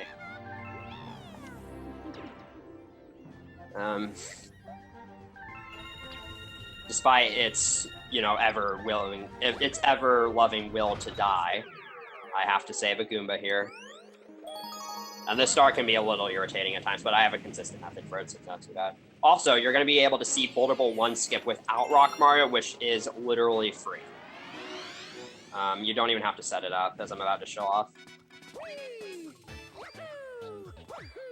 This jump is a little tricky, though. That's, again, not too bad. And then here, you just go to the edge of the ramp, wrong, jump left, and spin, and bam.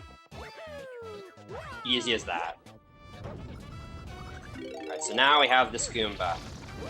So I don't want this Goomba to get crushed, because I only have 2 of these guys, and if they both get crushed, I have to restart the level, but this Goomba should make it across unless it just decides to stop randomly in the middle of the road for no good. But it didn't. Okay. For some reason, right before that cutscene, the game can just randomly soft lock for no reason. So I'm happy that that didn't happen. So that star went well. That's a pretty short and simple star. It can just go wrong in a huge variety of ways.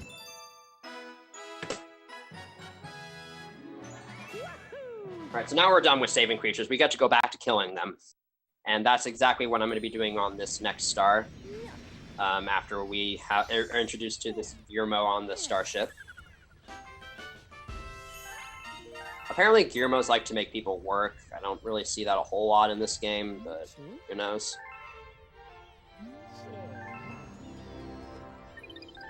So we get to visit our old friend Gobblegut again, because Nintendo thought the best idea for a Comet version of this star would be you have to beat Gobblegut on a 2-minute time limit, which is, again, much more time than you need. And this fight, I'm going to be going for the exact same thing that I went on for on Fundraiser 201. This fight is the exact same, assuming I don't mess up. So either I'm going to get a 2-for-2 perfect Gobblegut, or I'm going to show you just how bad this boss fight can turn out. Hopefully it's the former. We'll just see here. Also, if you're practicing ILs of this game, and if you're practicing this boss, watch this cutscene, because otherwise your position gets thrown off at the start.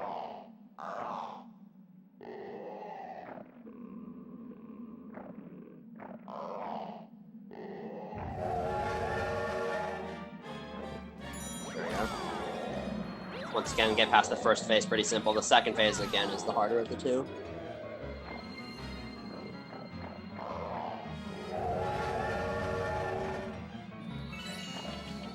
Good so far.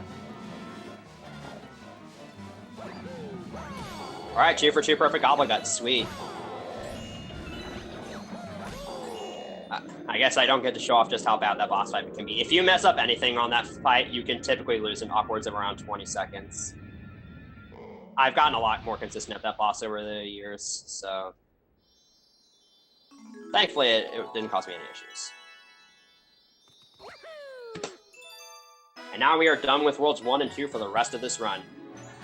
Thank goodness. And now we're going to be heading on to World 5. Again, we're not going to be collecting too many stars from World 5. Yeah, we only collect 10. But the 10 stars we do collect are pretty interesting for the most part. Have a lot of neat tech throughout the rest of this run.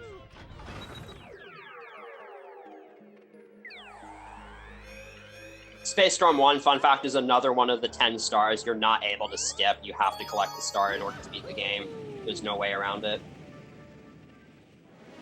And this star is one of those stars that's mostly movement-based throughout, and so this star can be pretty tricky to optimize, especially because it involves pole stars. Not something I'm particularly great at, but we'll see how this goes.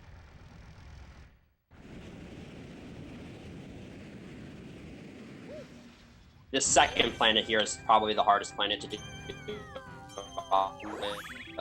That's pretty bad. It gives me when I touch that laser. This platform moving forward.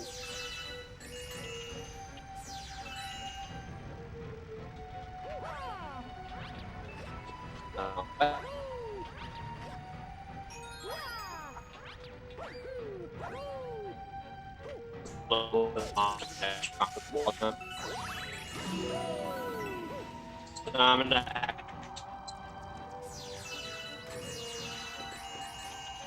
Oh, sorry. Oh, sorry about that. My bad. I'm sorry about that.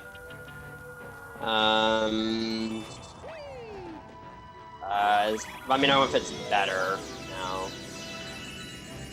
Yeah, it's fine right now. If Yeah, it gets sorry about worse that, guy. again, just like reboot your Discord device, I guess, at some point. That's convenient. Okay. So here's the pole star section. Pole stars are difficult to optimize, so you kind of have to work with their momentum and everything. Oh, crap. If you don't die, please. Okay. Hello? Okay, I've never had that much trouble with that in my life. Whew. That was scary. Yeah, I also dropped a few frames, so it could have just been a small little connection thing. So that star took around 1.5 minutes, but also this next star is a lot shorter than that. So this star, if you remember Buoy-based Galaxy from the original SNG1, this is kind of an homage to that galaxy, and it even has the Buoy-based music. And but you're not gonna be able to hear too much of it, unfortunately. So the way this star works is you're supposed to be able to hit a bunch of these switches to freeze time, to slow down time, because a lot of the moving objects in this level are really fast. But I'm going to try to do the star without hitting any of them. And if I execute everything in the star perfectly, it'll be under 30 seconds. That was a little bit slow, but I think I can work with it. So I'm going to skip this entire first section just by going on the side here. And then just long jumping up here.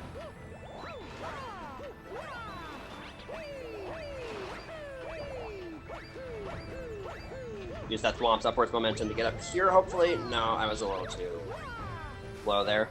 Just gonna do a backup shot here. I'm gonna triple jump here to skip the fight with this top man and get the star. There we go. So that wasn't perfectly optimal, but it didn't waste too much time either. So happy that that worked out.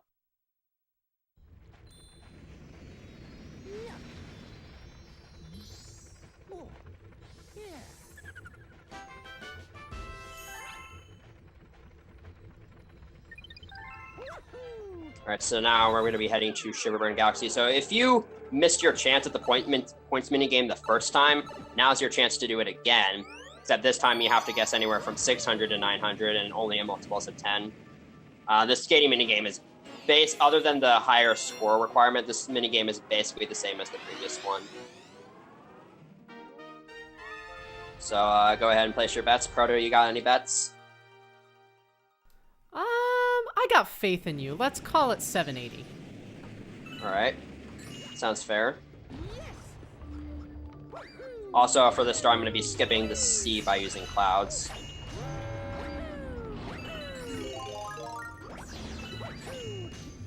Now you got Cloud Skip, nice. I call it Cloud Skip if I can make it there with only 2 clouds.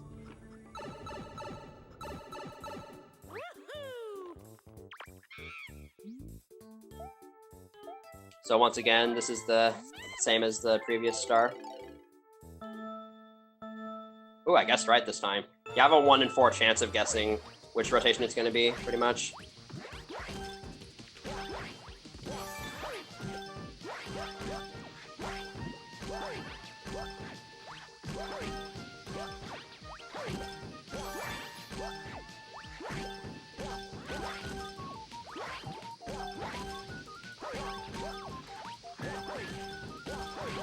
Almost there. Alright, we met the score requirement, but can we go any further?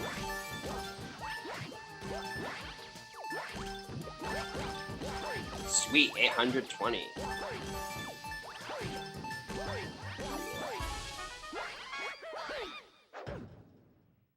Not too bad. Getting 800 is always indeed. really good.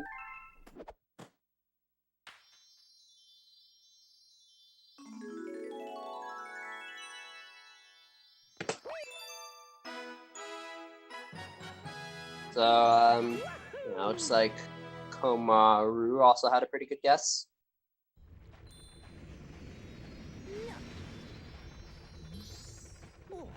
Alright, so next up is Shiverburn 1, and right at the start of the star, there's going to be a pretty big skip. I'm going to skip from the beginning of the first planet to the end of the second by utilizing gravity and clouds. Nothing you haven't seen before, really.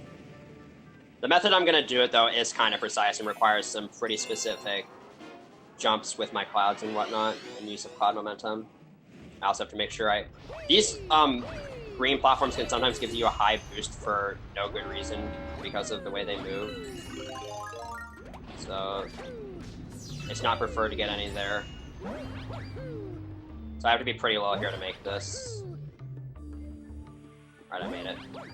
That skip was actually found by Tool431, if you can believe it.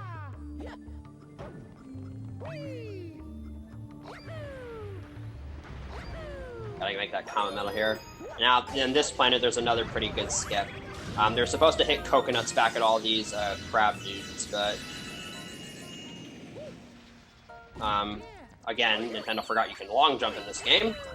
So we can just long jump and use the lava to get past them. And we can just progress to this launch star from here.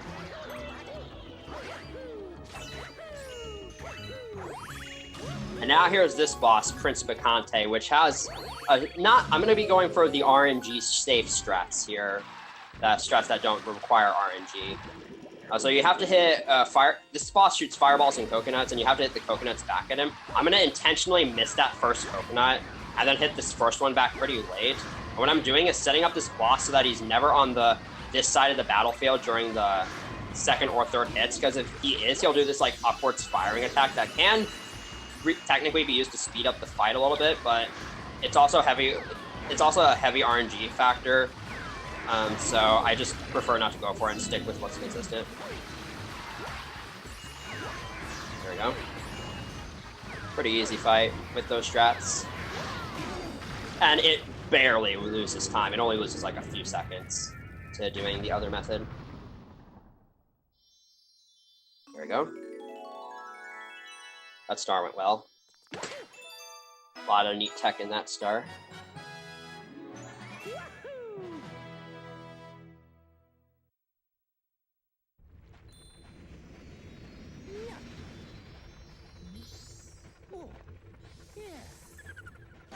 So we're gonna get another mail toad letter from Rosalina here. So the thing with the amount of star bits you need this run is that you actually need a total of 5,000 star bits for all the Hungry Luma Galaxies you unlock. So I got around 4,850 from the Bank Toad. But you also get 150 star bits from Mail Toad letters, because you get 3 that have 50 each. And so now I have enough star bits, so now I don't need any more for the rest of the run. Right, so Upside Dizzy is kind of the sequel level to Right Side Down from World 1. This is another heavily cycle-based level. Both of these rooms here are heavily based on cycles. So I'm going to try to not screw up too much here. But there's some cool movement I can do if I don't screw up.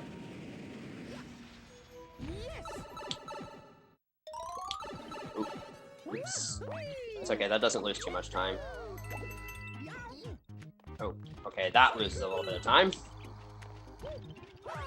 Missed a cycle there, so I'm gonna long jump into that gravity field, which causes me to go really high up. Now I'm gonna try to use a Goomba bounce here to skip hitting a switch. Nice, got it. So this is probably the most awkward hallway in the history of speedrunning. You have to make sure you go through it pretty well, and I've already screwed up, so...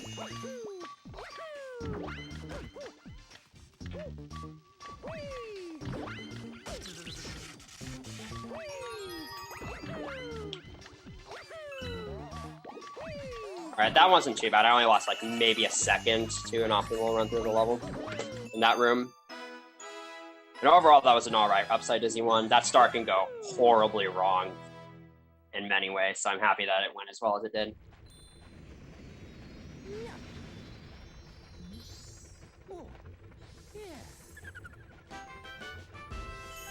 Now I'm going to be heading back in to do the secret star, which if you remember right side down, this is just going to be another box mini game. I'm going to go for some similar movement at the start of the star here to kind of get into the pipe. I'm going to try a tricky Goomba bounce here.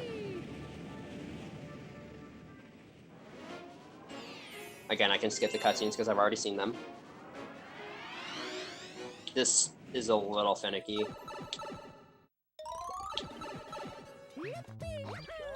Got it, nice. That's really difficult to do.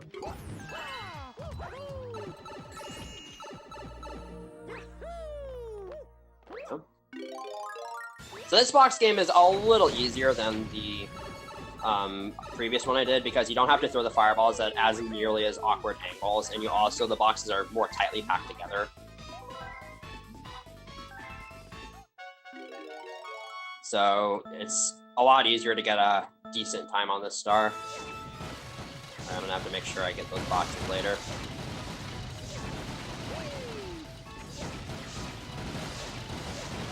There we go. Only lost around like 2 or 3 seconds to a good run through of that level. But again, I'm bad at box mini games, so it's okay.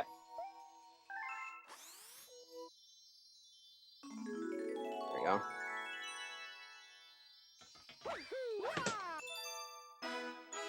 Not too bad of an upside dizzy overall. And I think this is the final time I'll have to go down to the engine room for a power-up. In this case, it's going to be the Fire Flower.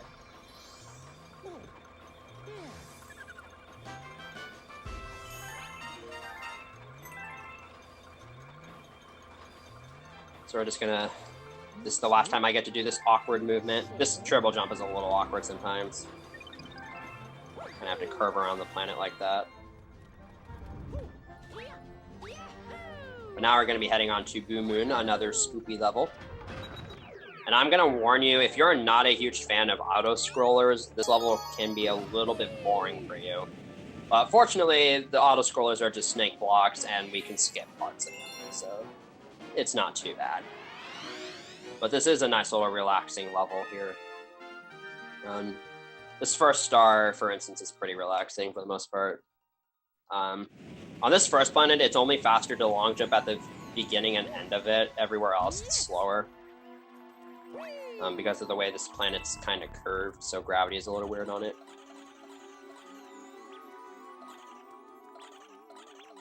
There we go. These Octoboos are annoying as well. So, again, you can skip some of these auto-scrollers, so I can just long jump here.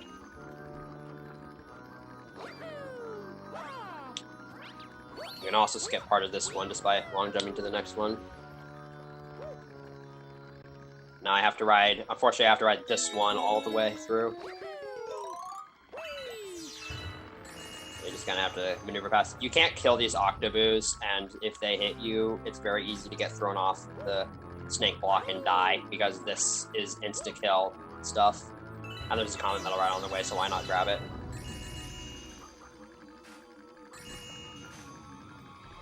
And we can skip most of this snake block by just long jumping straight to the star. It's really easy. It saves a lot of time and also makes that section much easier. Because that snake block moves really fast, and those octaboos are terrible.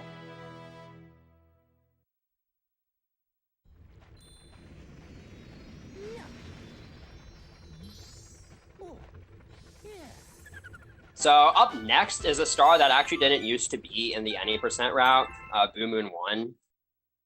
This star used to be in place of Supermassive Secret Star. This star didn't used to be in the route, it used to be Supermassive Secret Star, but a couple of years ago, a skip was found on this star that actually makes this star faster. The skip saves a good portion of time, and honestly, this star is fast even without the skip. It's just that there's a Mail-Toad letter right after it that makes it not worth it. But again, this star is really easy even. It's really easy and really fast even without the skip, so I would definitely recommend new players to do it. The skip itself isn't even that tricky, but it can be a little awkward to learn. All right, right there I got a frame-perfect camera cancel. There are some places in this game where you just cannot control the camera no matter what, and therefore you can't enter first-person mode and camera cancel. And that's one of those places, but you can enter first-person mode on the first frame you land. Just another frame-perfect trick in this game. So I'm going to do here is I'm going to activate this snake block and then activate this gravity field, but then I'm going to turn around and head back here and get in a good spot here, wait for the gravity to change, wall jump on here, long jump, spin, and then to the launch star. That was a little close. That skip saves like 15 seconds. I didn't use that on the Boo Moon Secret Star because the common medal was on the way and I had to ride those snake blocks. And from there, it's pretty straightforward. You just gotta collect these silver stars.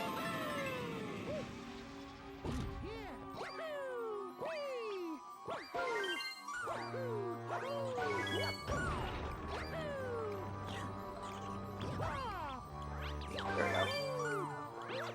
A little awkward controls there sometimes.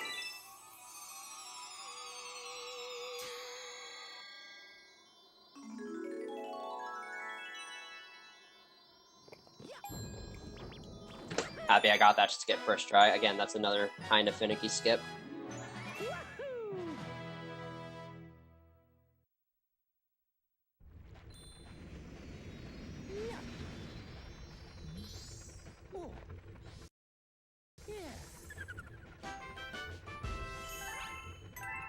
So there's just one more star before we head to the boss level of World 5, and that's going to be Shiverburn's Comet. So this is our third romp star, and once again, this is going to be with Rainbow Mario. So you might be wondering, since you've seen how fast skating can be, you might be wondering if skating or running with Rainbow Mario is faster, and the answer is neither. They're both around the same speed, but it's easier to turn while running. So what I'm going to do is after I grab Rainbow Mario, I'm going to skate a little bit to gain some momentum, jump to get out of skating mode, and then I'm just going to start running. And if I do this right, I should be able to take out all 30 of these Octoombas with only one Rainbow Star. Although it doesn't waste too much time to go out of the way and get another one if I have to.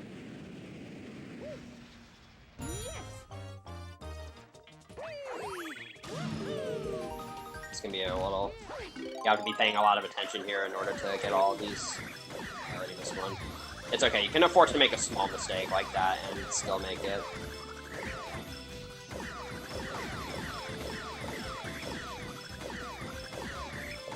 As you can see, I made it and I still had plenty of time to spare. I had like a second or two maybe.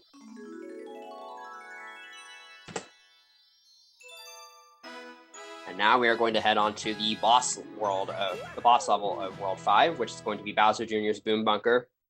This level relies on something that no other level in this game does, and that's cannon shots, which are pointer-based, and there isn't really any motion control levels throughout this run. I don't know if you haven't noticed so far, but there aren't really that many motion control elements throughout this run. Like, there's no rolling ball, there's no fluzzer. This is kind of the only level that differs from that. And that there are 2 cannon shots I have to make in this level, and both of them are really precise. I have a really small target to aim at for both of them.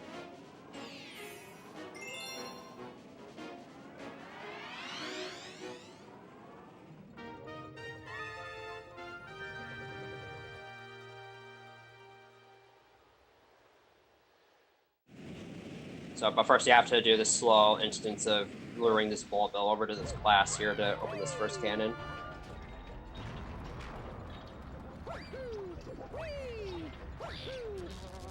So I'm gonna aim this first cannon shot at this Boomerang Bro's face, which will allow me to KO him instantly. And then I can take this guy out by... When you long jump and then bounce off of an enemy, you kind of exit the long jump state, and you can do a normal ground pound out of it. Now this second cannon shot, I'm going to aim at the Cloud Flower and then wait for a platform to move out from underneath it. That. And boom. I'm just going to do a little long jump over here to this Comet Metal. Gonna go for another frame perfect ground pound here. If you mess that up, you can actually make a cloud when doing that, so thankfully I got that without a problem. And now here's Boomsday, the boss that's infamous for either making you or itself look like a complete joke. This boss can be a little difficult if you mess anything up. This first phase isn't too bad, but once you get to the final phase, you have to make sure you don't screw up.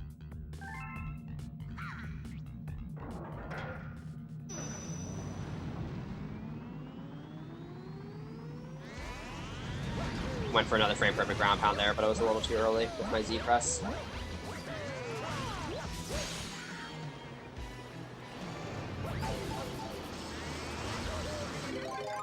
Alright, 2 for 3 on frame perfect ground pounds in this level, which is average, I'd say. I'd say average is actually maybe 1 for 3.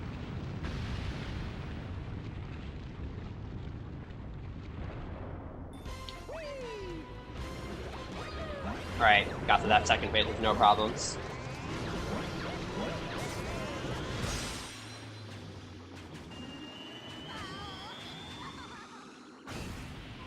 Now it's gonna all come down to the final world, World 6.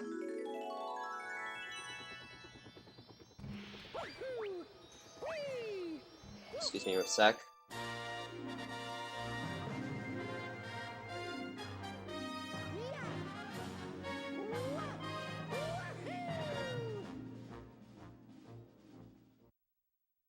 So World 6 optimally is around under 40 minutes long. So we've got around that much time left in the run. But also, as this is the longest portion of the run and it's right at the end, there's obviously a lot of really tricky and difficult stars. And this is a really easy place to choke to when you're on good pace.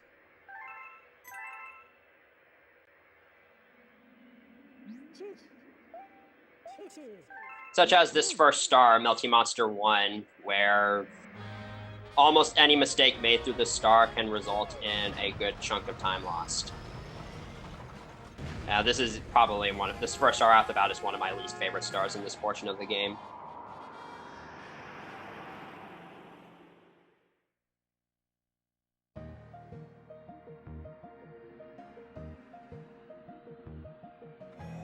So in Melty Monster 1, I have a few things to worry about, because obviously this is a lava level, so there's going to be some instances of damage being taken. But also, there's tornadoes on the second area of this galaxy, of this first star, that are on universal cycles, so I have to be playing almost perfectly throughout the first portion of the level in order to make the fastest cycle. And part of that involves full stars, which, as I said earlier, suck.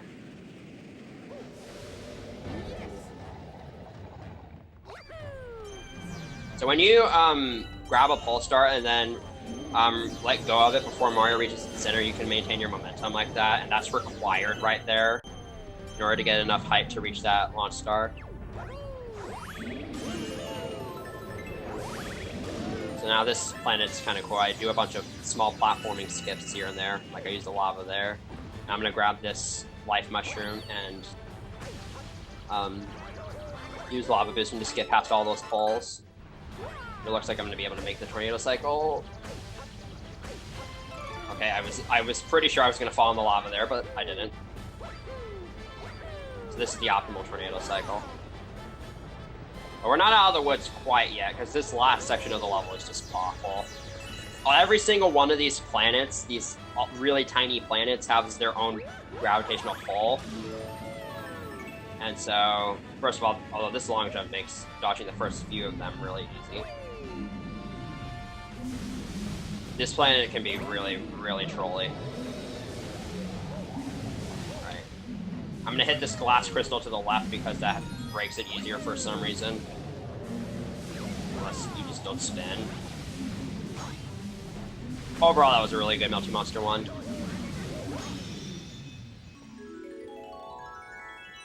There we go. Good start to World 6.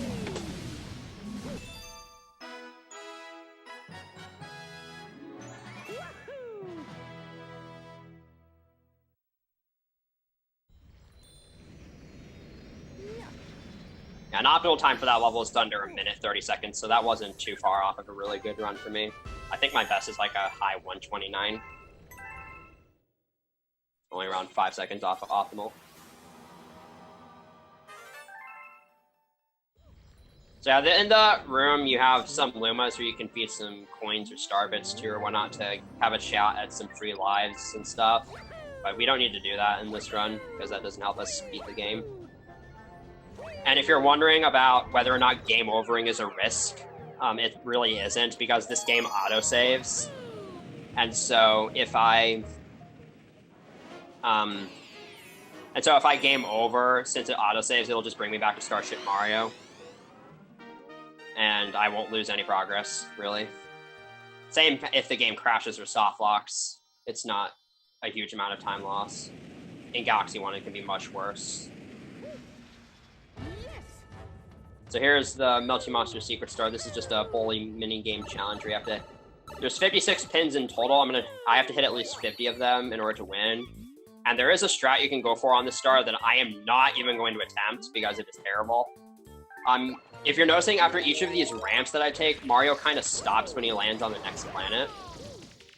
You can avoid that and have him keep rolling by performing a spin jump onto the ramp to cancel its effect, and then jump at the very edge of the ramp in just the right way to allow it to land on the next area, and then just keep rolling forward. Or you could perform a mid-air rock jump, which is just as a terrible idea. And no one really goes for it, even though it would theoretically save a lot of time. Because you would just keep rolling and rolling and make it all the way to the end. Yeah, that works just as well. And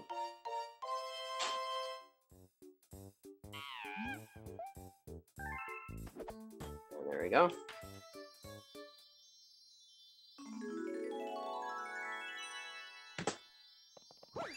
So now there's just one star left in Melty Monster. This is the only 3-star galaxy in any percent that I'm able to get all 3 stars in one sitting without having to backtrack or anything, which is pretty cool.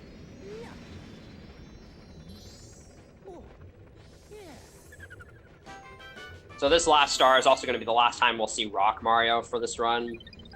And this is a rather somewhat intuitive star. Basically, it's just a minute of using Rock Mario pretty much. Once you take ramps with Rock Mario, you can't stop with him, so it becomes sort of an auto-scroller. And that's going to be last around 30 seconds of the star.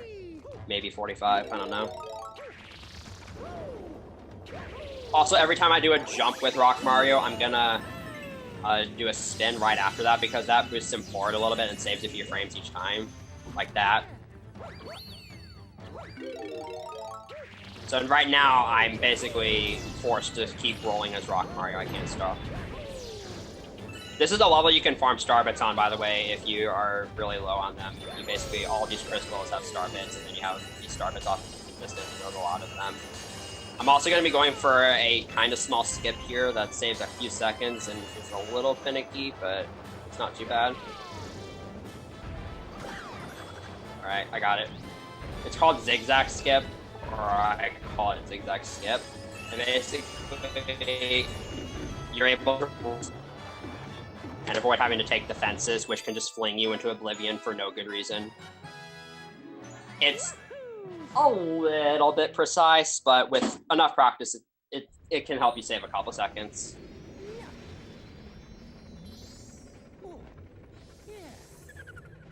So now we're done with Melty Monster.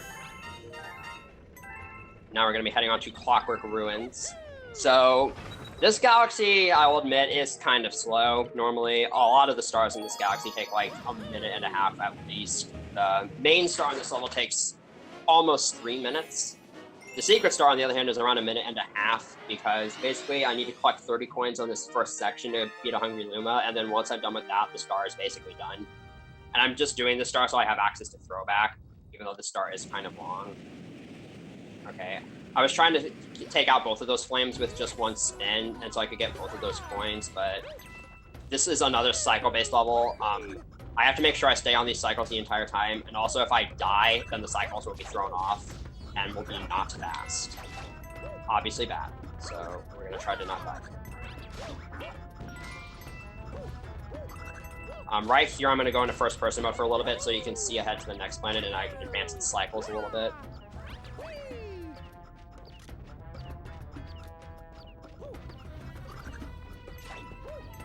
I'm gonna skip out on that coin. Alright, I have to get 4 coins from this last section. Optimally, I only have to get 1 with this route. I don't know how I'm going to go about getting 4, though. That is not a good way to get coins. Okay, I think I can just get 2.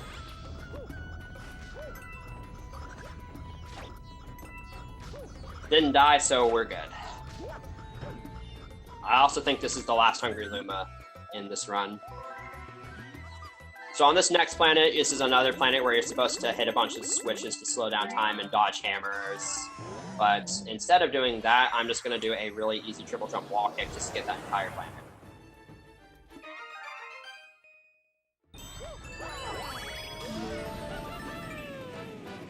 Like so. That's another one of those things where doing the skip is easier than doing the level as intended. So now that star is finished. And we're going to be moving on to Throwback Galaxy next. So I don't know how many of you have ever played Super Mario 64, but you might recognize this level. I don't know. You might recognize this next galaxy. It's a recreation of Whomp's Fortress from the original SM64. The first star is based off of the first star from Whomp's. And the Comet Medal is actually where the Shoot into the Wild Blue Star was in the original SM64. So there's a lot of nice references here, and it's called Throwback. And also, this is a relatively fast galaxy in general.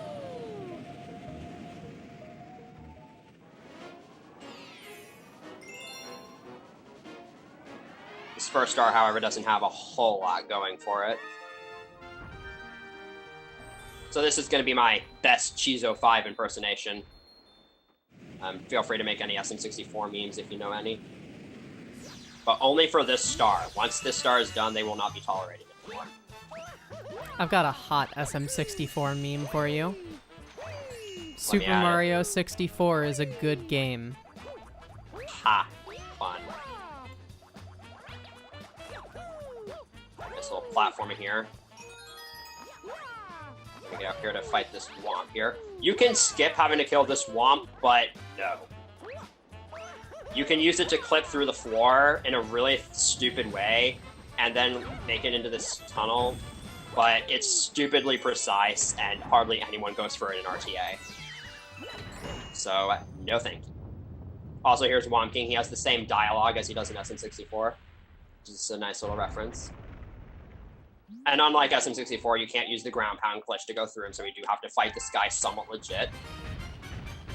He also spawns these little Wimple enemies, these little Whomp guys here, which are terrible. And kill you if you're not good at the game. Also, anybody who knows me knows that I do not have fond memories of this star. I have once killed a really, really good run in a relay race to dying to this boss twice, which lost me around 3 minutes.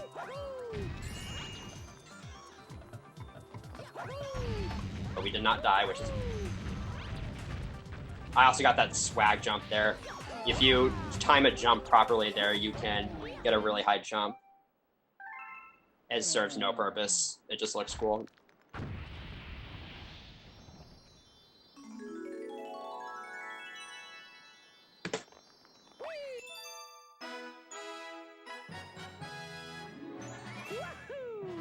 So not only is that star just a cool galaxy in general, but we now have access to Throwback 2 and Throwback Comet, which are both stars that are just under a minute. So they're really fast for this category. Also free 1-up at 100 coins. I also think this is the last time we're taken to the bottom of the starship for any reason.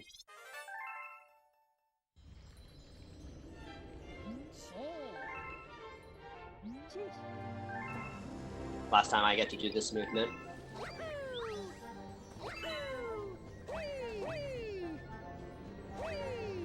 So Throwback 2 is a Silver Stars mission, and since this is an open world galaxy, and since it's a galaxy from Super Mario 64, you would think that they'd be nice and place the Silver Stars in like red coin locations, but they just kind of put them around the level randomly and gave you Cloud Mon.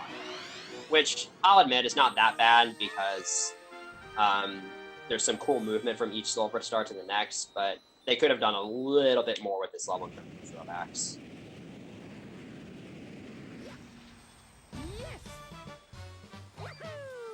Alright, that doesn't matter. I have to wait for this platform to move anyways.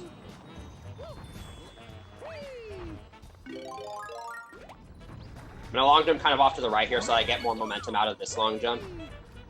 Just a nice little thing there. Do some mid-air cloud jumps here. And cloud boosts. Okay, I'm gonna do this.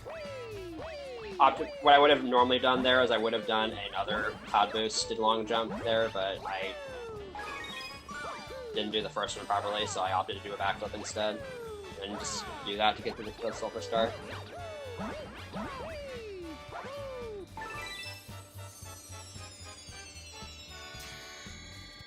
Ground pound down to the star, because it's the fastest way to move downwards.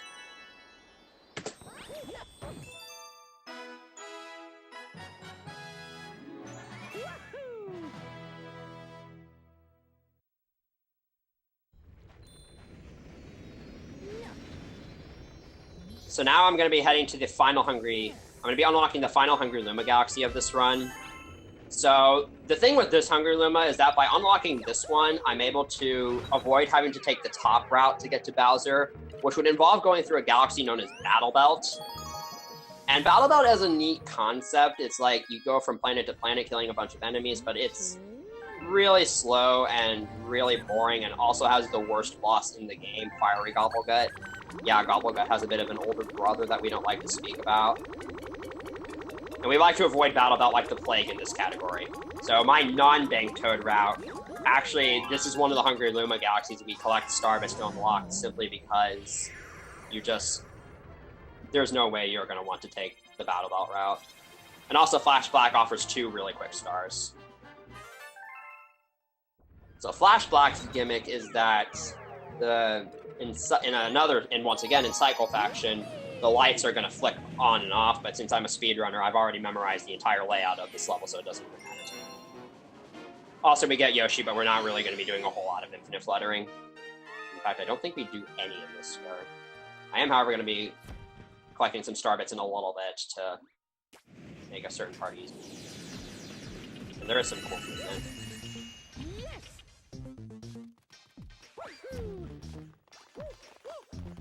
Try to dodge all the coins if I can. This Paragoma can be a little bit annoying. If it's in the wrong spot, you might have to wait a little bit. You can actually stall using the Blimp Fruit in midair or by using the A. Usually you don't really need to, though. Hope this Paragoma doesn't... Oh boy. Not good. Please. Okay, we're fine. Potentially cool movement is coming up here.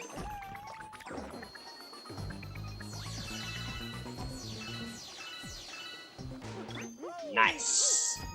That's a really satisfying movement to be able to do. So this last planet is just a bunch of long jumps to get to each of the Silver Stars. This yellow platform here is kind of the only real annoying part. Surprised I made that. I wasn't expecting the platform to move forward that soon.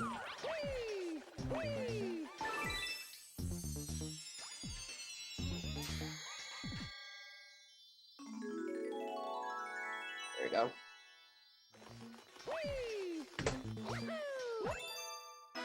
Okay, so who is a fan of long, boring water levels? Because we've got one up next. This next level is basically just 2 minutes of using the shell just to go through water. It's a nice, relaxing star, and it's still a better alternative than doing Battle Belt. So I know I've been kind of flapping my gums for pretty much this entire run. So, Proto, if there's anything you want to read, or if there's anything else you want to plug, that now would be a good time to do it, because we can just kind of chill for the next 2 minutes.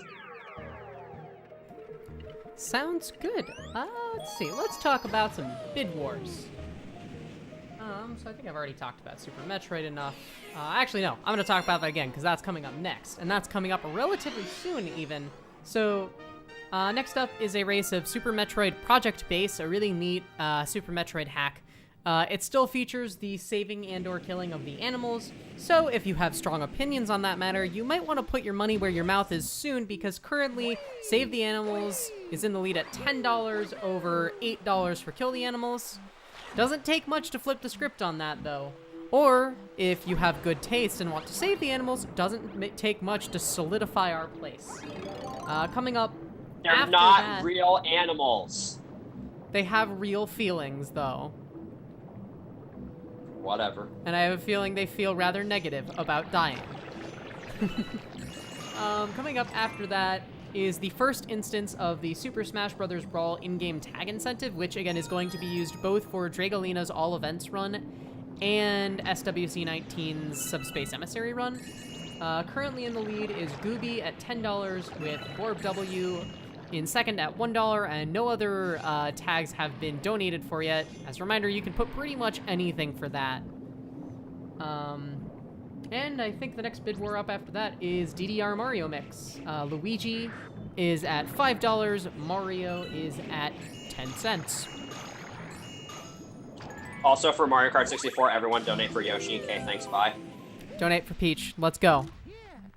This marathon needs more princesses. We'll see about that. Alright, so I'm going to try to do this section coinless by barely going around those coins. Their hitboxes are a little bigger because of the air bubbles. Alright, we're good. We saved 1 second by doing this level coinless. I feel proud of myself. Also, there's a kind of cool strat coming up here in a little bit. I'm going to attempt a little jump out of the water and then use the shell. I'm going to try to throw the shell in midair and use that to open this chest. It's not really that difficult. As long as you have a good lineup, you're going to get it without a problem. Free.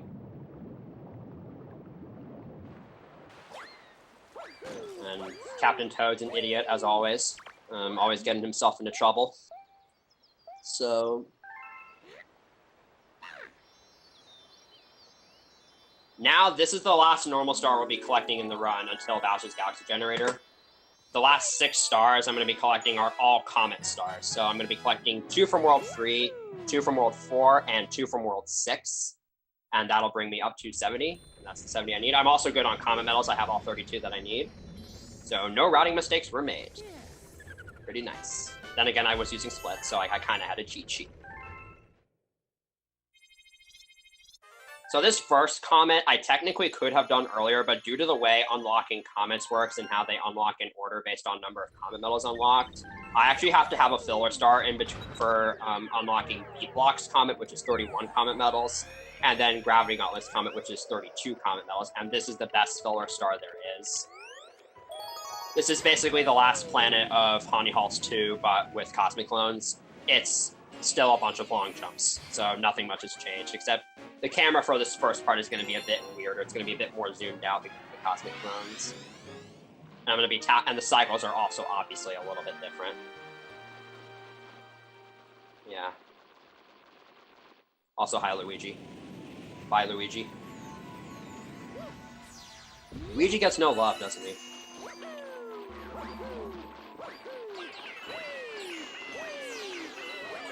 Also, these those things that are munching on the carpet, you can bounce on their heads, so you don't really have to avoid them, but it's preferred.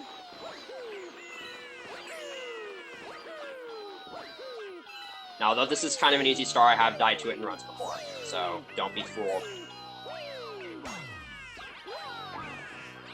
That's all for the easy stars for now. Now we're going to get to some of the easy end game run enders, as I like to call them. B-Block Comet isn't as bad. So B-Block Comet is, although the star does lie to you, so I don't know how much you guys like liars, but this Comet Star says that the blocks are not going to be changing in double time, but if you remember, I said back in B-Block 1 that they switched every 8 beats of the song. Now they switch every other beat, so if you're good at math, you would know that 8 divided by 2 is 4.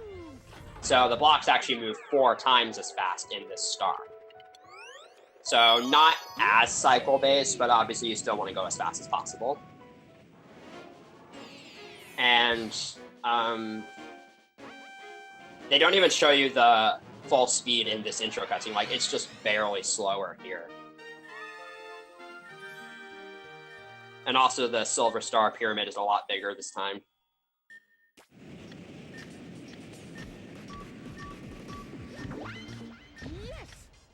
Oh boy. And also we get Yoshi in the star, so we're just gonna, you know, fine, we'll just infinite flutter.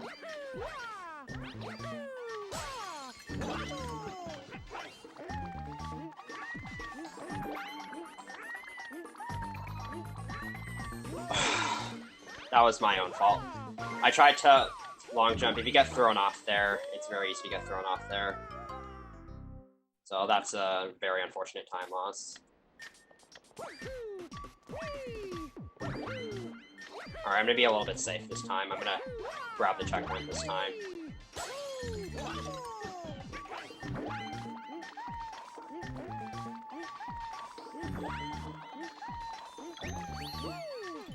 This part is pretty scary.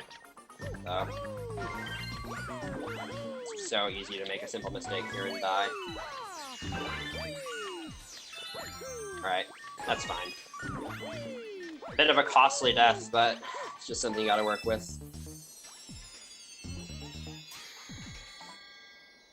There we go. Now we get to the real run ender star.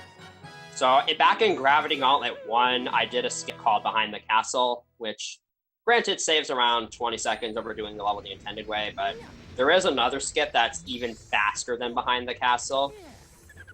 That is not necessarily random, but really precise timing with your inputs is required.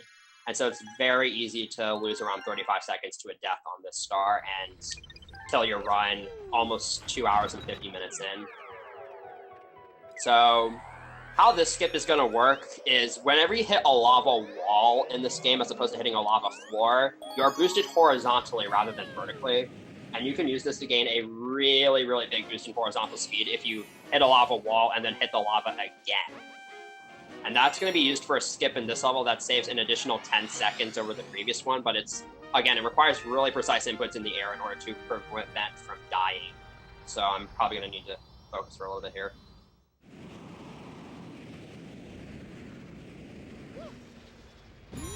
And this is also a speedrun comment, and you get to hear a little bit more of this epic song. This is easily one of my favorite songs in the game. Right, here we go.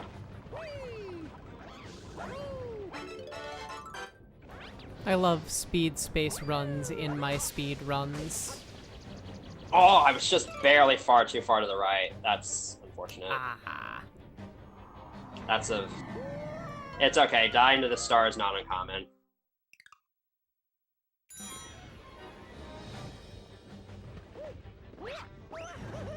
This is, again, a really finicky skip, but I'm going to go for it until I get it. Because there's just no way I'm not going to show it off.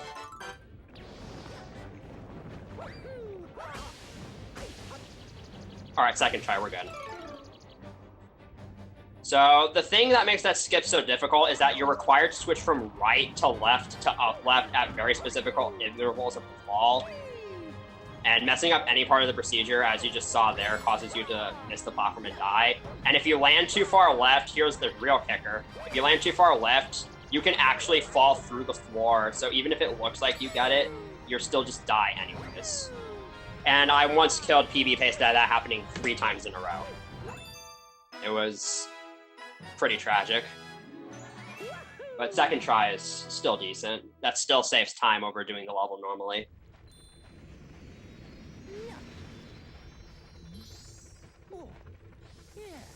And now the next few stars are pretty much breather stars. There's not a whole lot that can go wrong on these stars. Starshine Beach Comet, for instance, is probably the easiest star in this run. It's not the fastest, but it's the easiest. So you would think that for a purple coin comet on a beach level that's so open world like this, they would just spread all the purple coins around, but no, you just have to run through straight lines of purple coins with Dash Yoshi. It's really easy. And also they give you way more than 100 purple coins.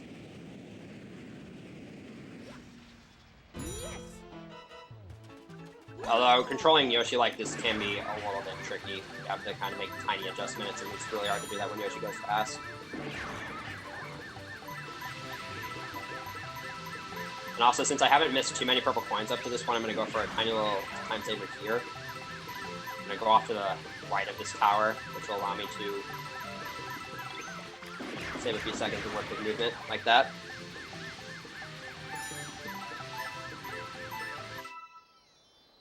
There we go.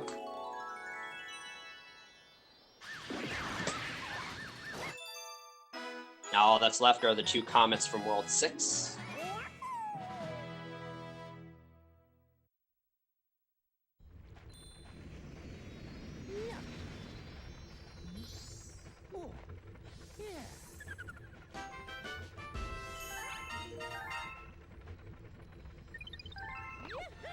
So first I'm going to do Throwback's Comet, and spoiler alert, this is the exact same as Throwback 2, except with a 2-minute time period, which, again, I don't have to worry about at all. The only minor differences really are, since the camera's going to show different elements of the stage during the intro cutscenes, the cycles at the beginning are going to be slightly different, and there's one cycle that's a little trickier to make.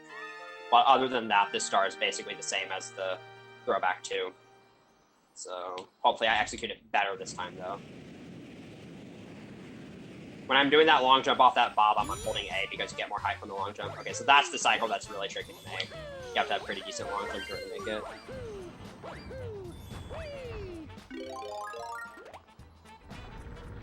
Go off to the right here. Again, just to get some momentum for that cloud power.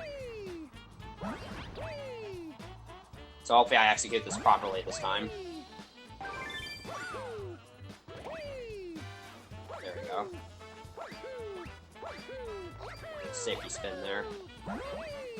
Yeah, usually if you're not sure if you're going to make a jump or not, it's always worth it to just spin.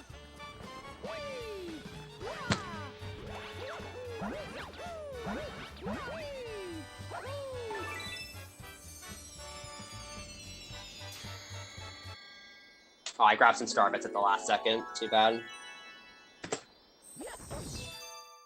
So that's going to waste about a second because I wasn't able to shoot them away.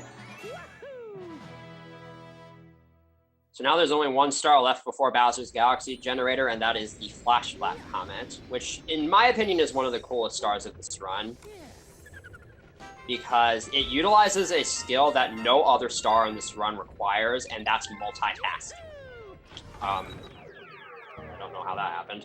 So for this star, to kind of give you a basic idea, it's 30 Octumbas, and you have 3 ways you can kill them. You can either spin attack them, jump on them, or shoot them with the star bit and then run into them.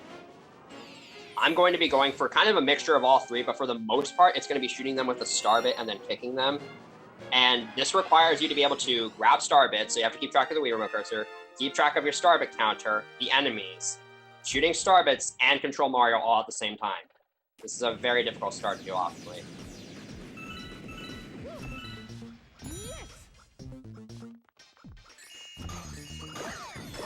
Yeah, as you can see, I have to make sure each of these shots are aimed well. I have to make sure I always have star bits on me. And then if I miss a hit like that, then I can just run right into the opportunity, but that's obviously not going to kill it.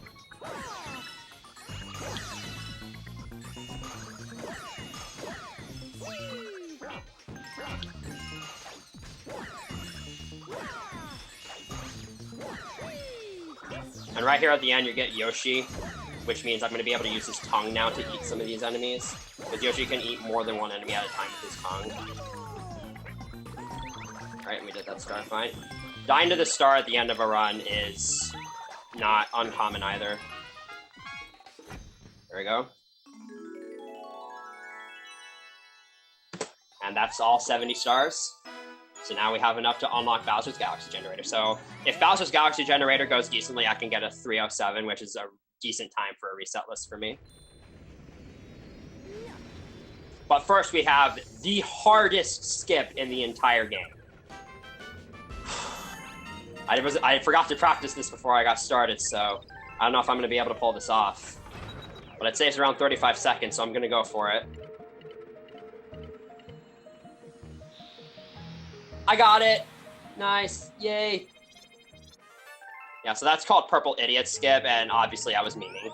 So there's a cutscene on the space right before the Bowser's Galaxy Generator space, but if you click on the Galaxy Generator space with the Wii Remote instead of moving there with the nunchuck, you can actually skip over the cutscene. It saves like 35 seconds. It was found by OddMe in late 2015, and is easily the biggest meme in this game. But now I have Bowser's Galaxy Generator, and this is one of the best levels to end off this speedrun with, for sure. There's a lot of really neat tricks, and the best infinite flutter in the game. Like on this first planet right here, we're gonna, once again, use a lava wall boost to skip having to kill these Hammer Bros. Make a flower appear. Like so. Get the drill here.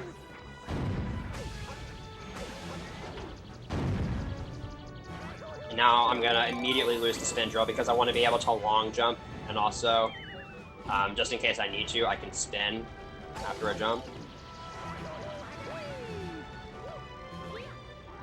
Shouts to Cantaloupe for telling me right before my run that if I long jump to the left there, I can get some more favorable cycles here.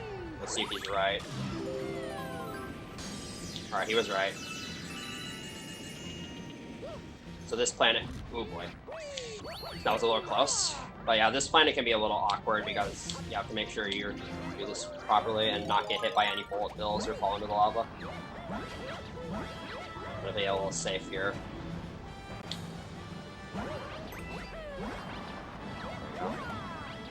It's easy to have a bullet bill break your cloud and then you fall into the lava and lose a bunch of time and maybe die. But now we've got the best infinite flutter in SMT 290%. It's not necessarily the hardest, but it looks really, really cool. So hopefully I'll get it first try. Basically, once I get on Yoshi, I'm just going to infinite flutter straight to the end of the level, but I have to do it in 2 separate flutters because of the 10-second cooldown time.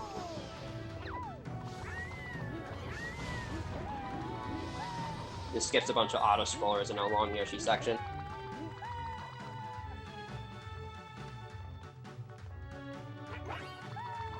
Uh-oh. That's not very good. Alright, so that's unfortunate. I somehow lost my momentum at some point during that flutter. I'm not entirely sure how. That's, I think, a 30-second time loss. I don't know what happened there. It's okay, we'll just try again.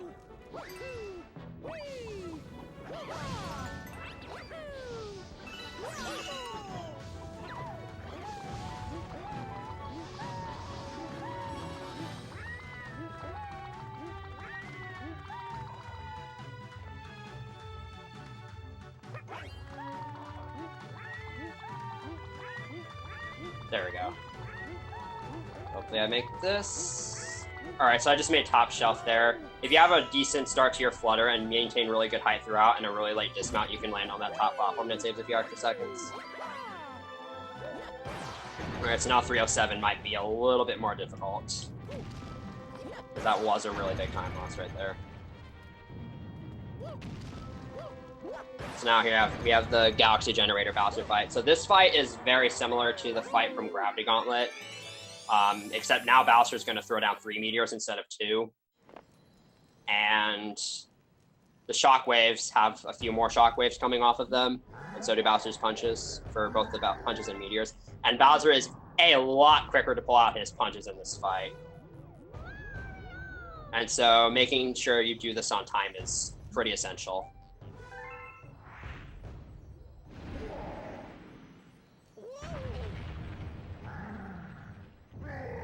But once again, on this first hit, I'm going to be going for a punch cancel, which saves a little bit more time on this fight because, again, Bowser's quicker to pull out his punches, so it takes less time to set it up. But again, also, because of how quick Bowser pulls out his punches, it's very, very easy to miss a hit on this fight. And again, miss hits are around 20 seconds. There we go. Also, Bowser's shell can deflect the meteors, which is not fun.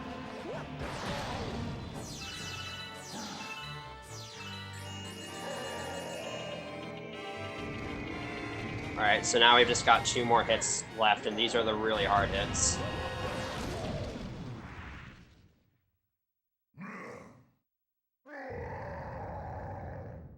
The third hit in particular, Bowser's going to pull out his fist insanely quickly, so unless I have a really good setup, I might have to wait a little bit for the third. Also, again, since Bowser can punch out the meteors in these fights, it can be rather tricky to get a good shot if you... Alright, I was able to get that quickly enough, so the third hit wasn't a problem.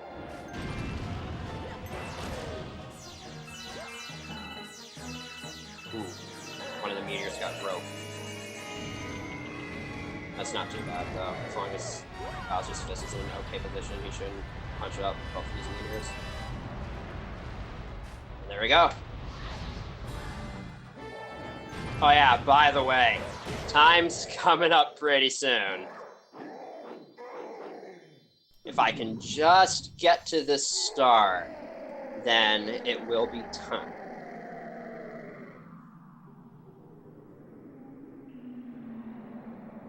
Just look at it. Isn't it beautiful?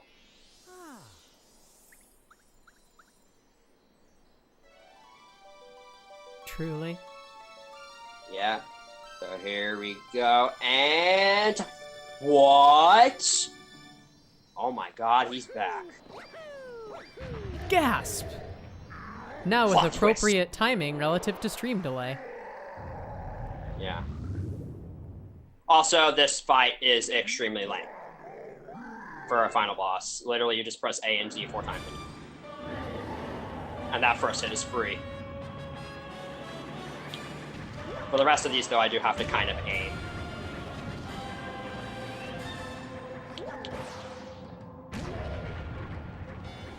One more, and...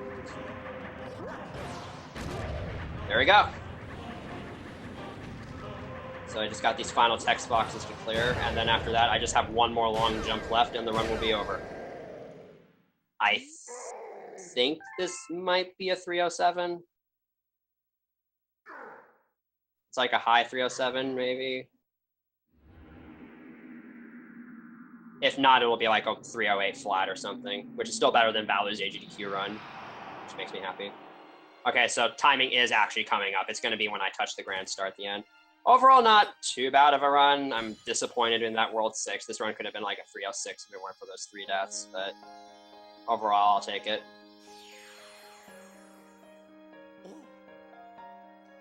So, here we go. It's going to be... 307 is going to be close, but I don't know if I'm going to get it. No, it's not possible. Time. Alright, on my end, it's 308 flat, which is still sub 310, so it's acceptable for me. Not too bad of a run overall, not too bad. GG.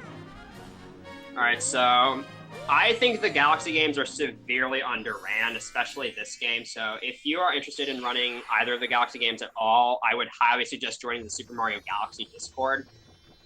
Which is good for both Galaxy 1 and 2. Also, a lot of the tricks in this run you might think were really difficult, but I have a playlist of tutorials for a lot of the difficult stars in this and tricks in this run, and they're all on my YouTube channel, so you can go check those out if you want to learn some of the harder stuff in this game. In addition, shout-outs to people like Balu111, the current world record holder for this game, Nemi43, who has a ton of 6 ILs on his YouTube channel and is also 2nd place. Cantaloupe was here earlier. He's actually 4th place. He's right behind me, and he has a lot of potential. The Sludgy Gamer currently holds a lot of world records for Galaxy 1 and is pretty well versed in Galaxy 2. YoshiFan28 is a huge... He's done a lot of research for Galaxy 1 and Galaxy 2, and is a pretty nice person to go to. And just shout out to the Galaxy community in general, who's full of a lot of good people. Also, this isn't the last time you're going to see me. I've got 3 more appearances after this. But for now, I believe we have meta donation incentives. Oh, yes. I was like so ready to throw to the BRB screen, but yeah, we have more exciting stuff to do first, don't we? Yes, we do. You don't have to worry about the timer, by the way. It uses in-game time anyways. So, I'm playing as Luigi. You're welcome. You finally get to see him. So the perfect run is what I'm about to do for you guys. So this is the 242nd star in the game. And what it is basically... So after you collect all 120 normal stars and beat the game, you do the 120 green stars, which will unlock this galaxy. And then you have to do the first star and collect the comm medal and have 9,999 star bits in the bank too. And then you can do this star, which is that star but under Daredevil. So here we go.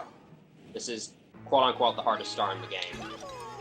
So this first section is just using Yoshi and grappling hooks. You can infinite flutter throughout this section, but I don't know how to do that. So I just stick with what I know how to do best. In the next section, we have some flip switches that will allow me to... And for these flip switches, what I'm going to do is I'm just going to kind of cross over the corners of them. I'm going to try to do this as much as possible without jumping.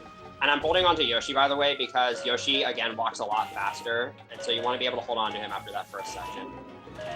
Alright, that was really optimal.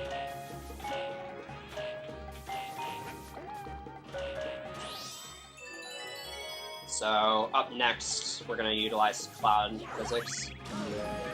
Oh yeah, if I take one hit anywhere on this level, I have to redo the whole level. So, fun times.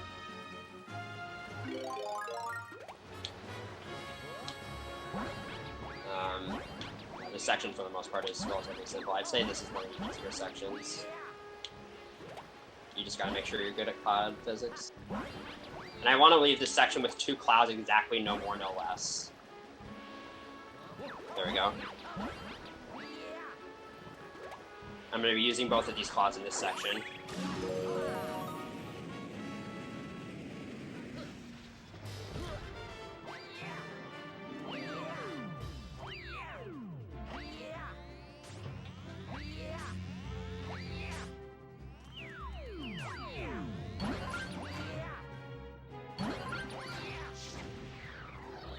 Get through there. And now for this next section, I'm going to be doing some minor sequence breaking, I guess you could call it that, where I'm going to be utilizing pole star momentum to skip over all these lasers. I'm going to let go of a pole star and then grab another one and then let go before I reach its center, and that will allow me to go really high and clear all of these lasers. Makes this section a lot easier. But now we have this final Hammer Bros and Boomerang Bros section, which is the quote-unquote hardest section. So, you only have to kill the 3 Boomerang Bros at the end, but I'm also going to be killing a couple other Hammer Bros just to make it easier. So, for instance, this Hammer Bro coming up here, I'm going to kill it, just because why not? And then this Hammer Bro over here, I'm going to kill this one just to make sure it doesn't get me. Right. Oof, that was close. And now for these 3 Boomerang Bros, I'm going to take them out by kind of jumping on their heads, so I don't have to deal with the boomerangs. I'm going to take out this last one with a single ground pound. And... got a little scared there. And easy star. So yeah, so much for the hardest star in the game, huh? Also, fun fact, there was a 1 up here. There you go. That's the perfect run. Alright. So, just to give you an idea on how severely underran this game is, that time was 3:08 flat.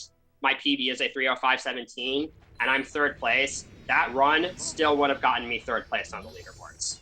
So, yeah.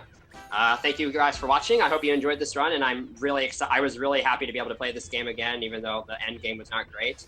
So I'm looking forward to my remaining runs. Thank you for watching, and at that, I am going to throw it on back to Proto. Cool. Thanks for the awesome run, Super Viper. And coming up next is going to be Super Metroid Project Base, a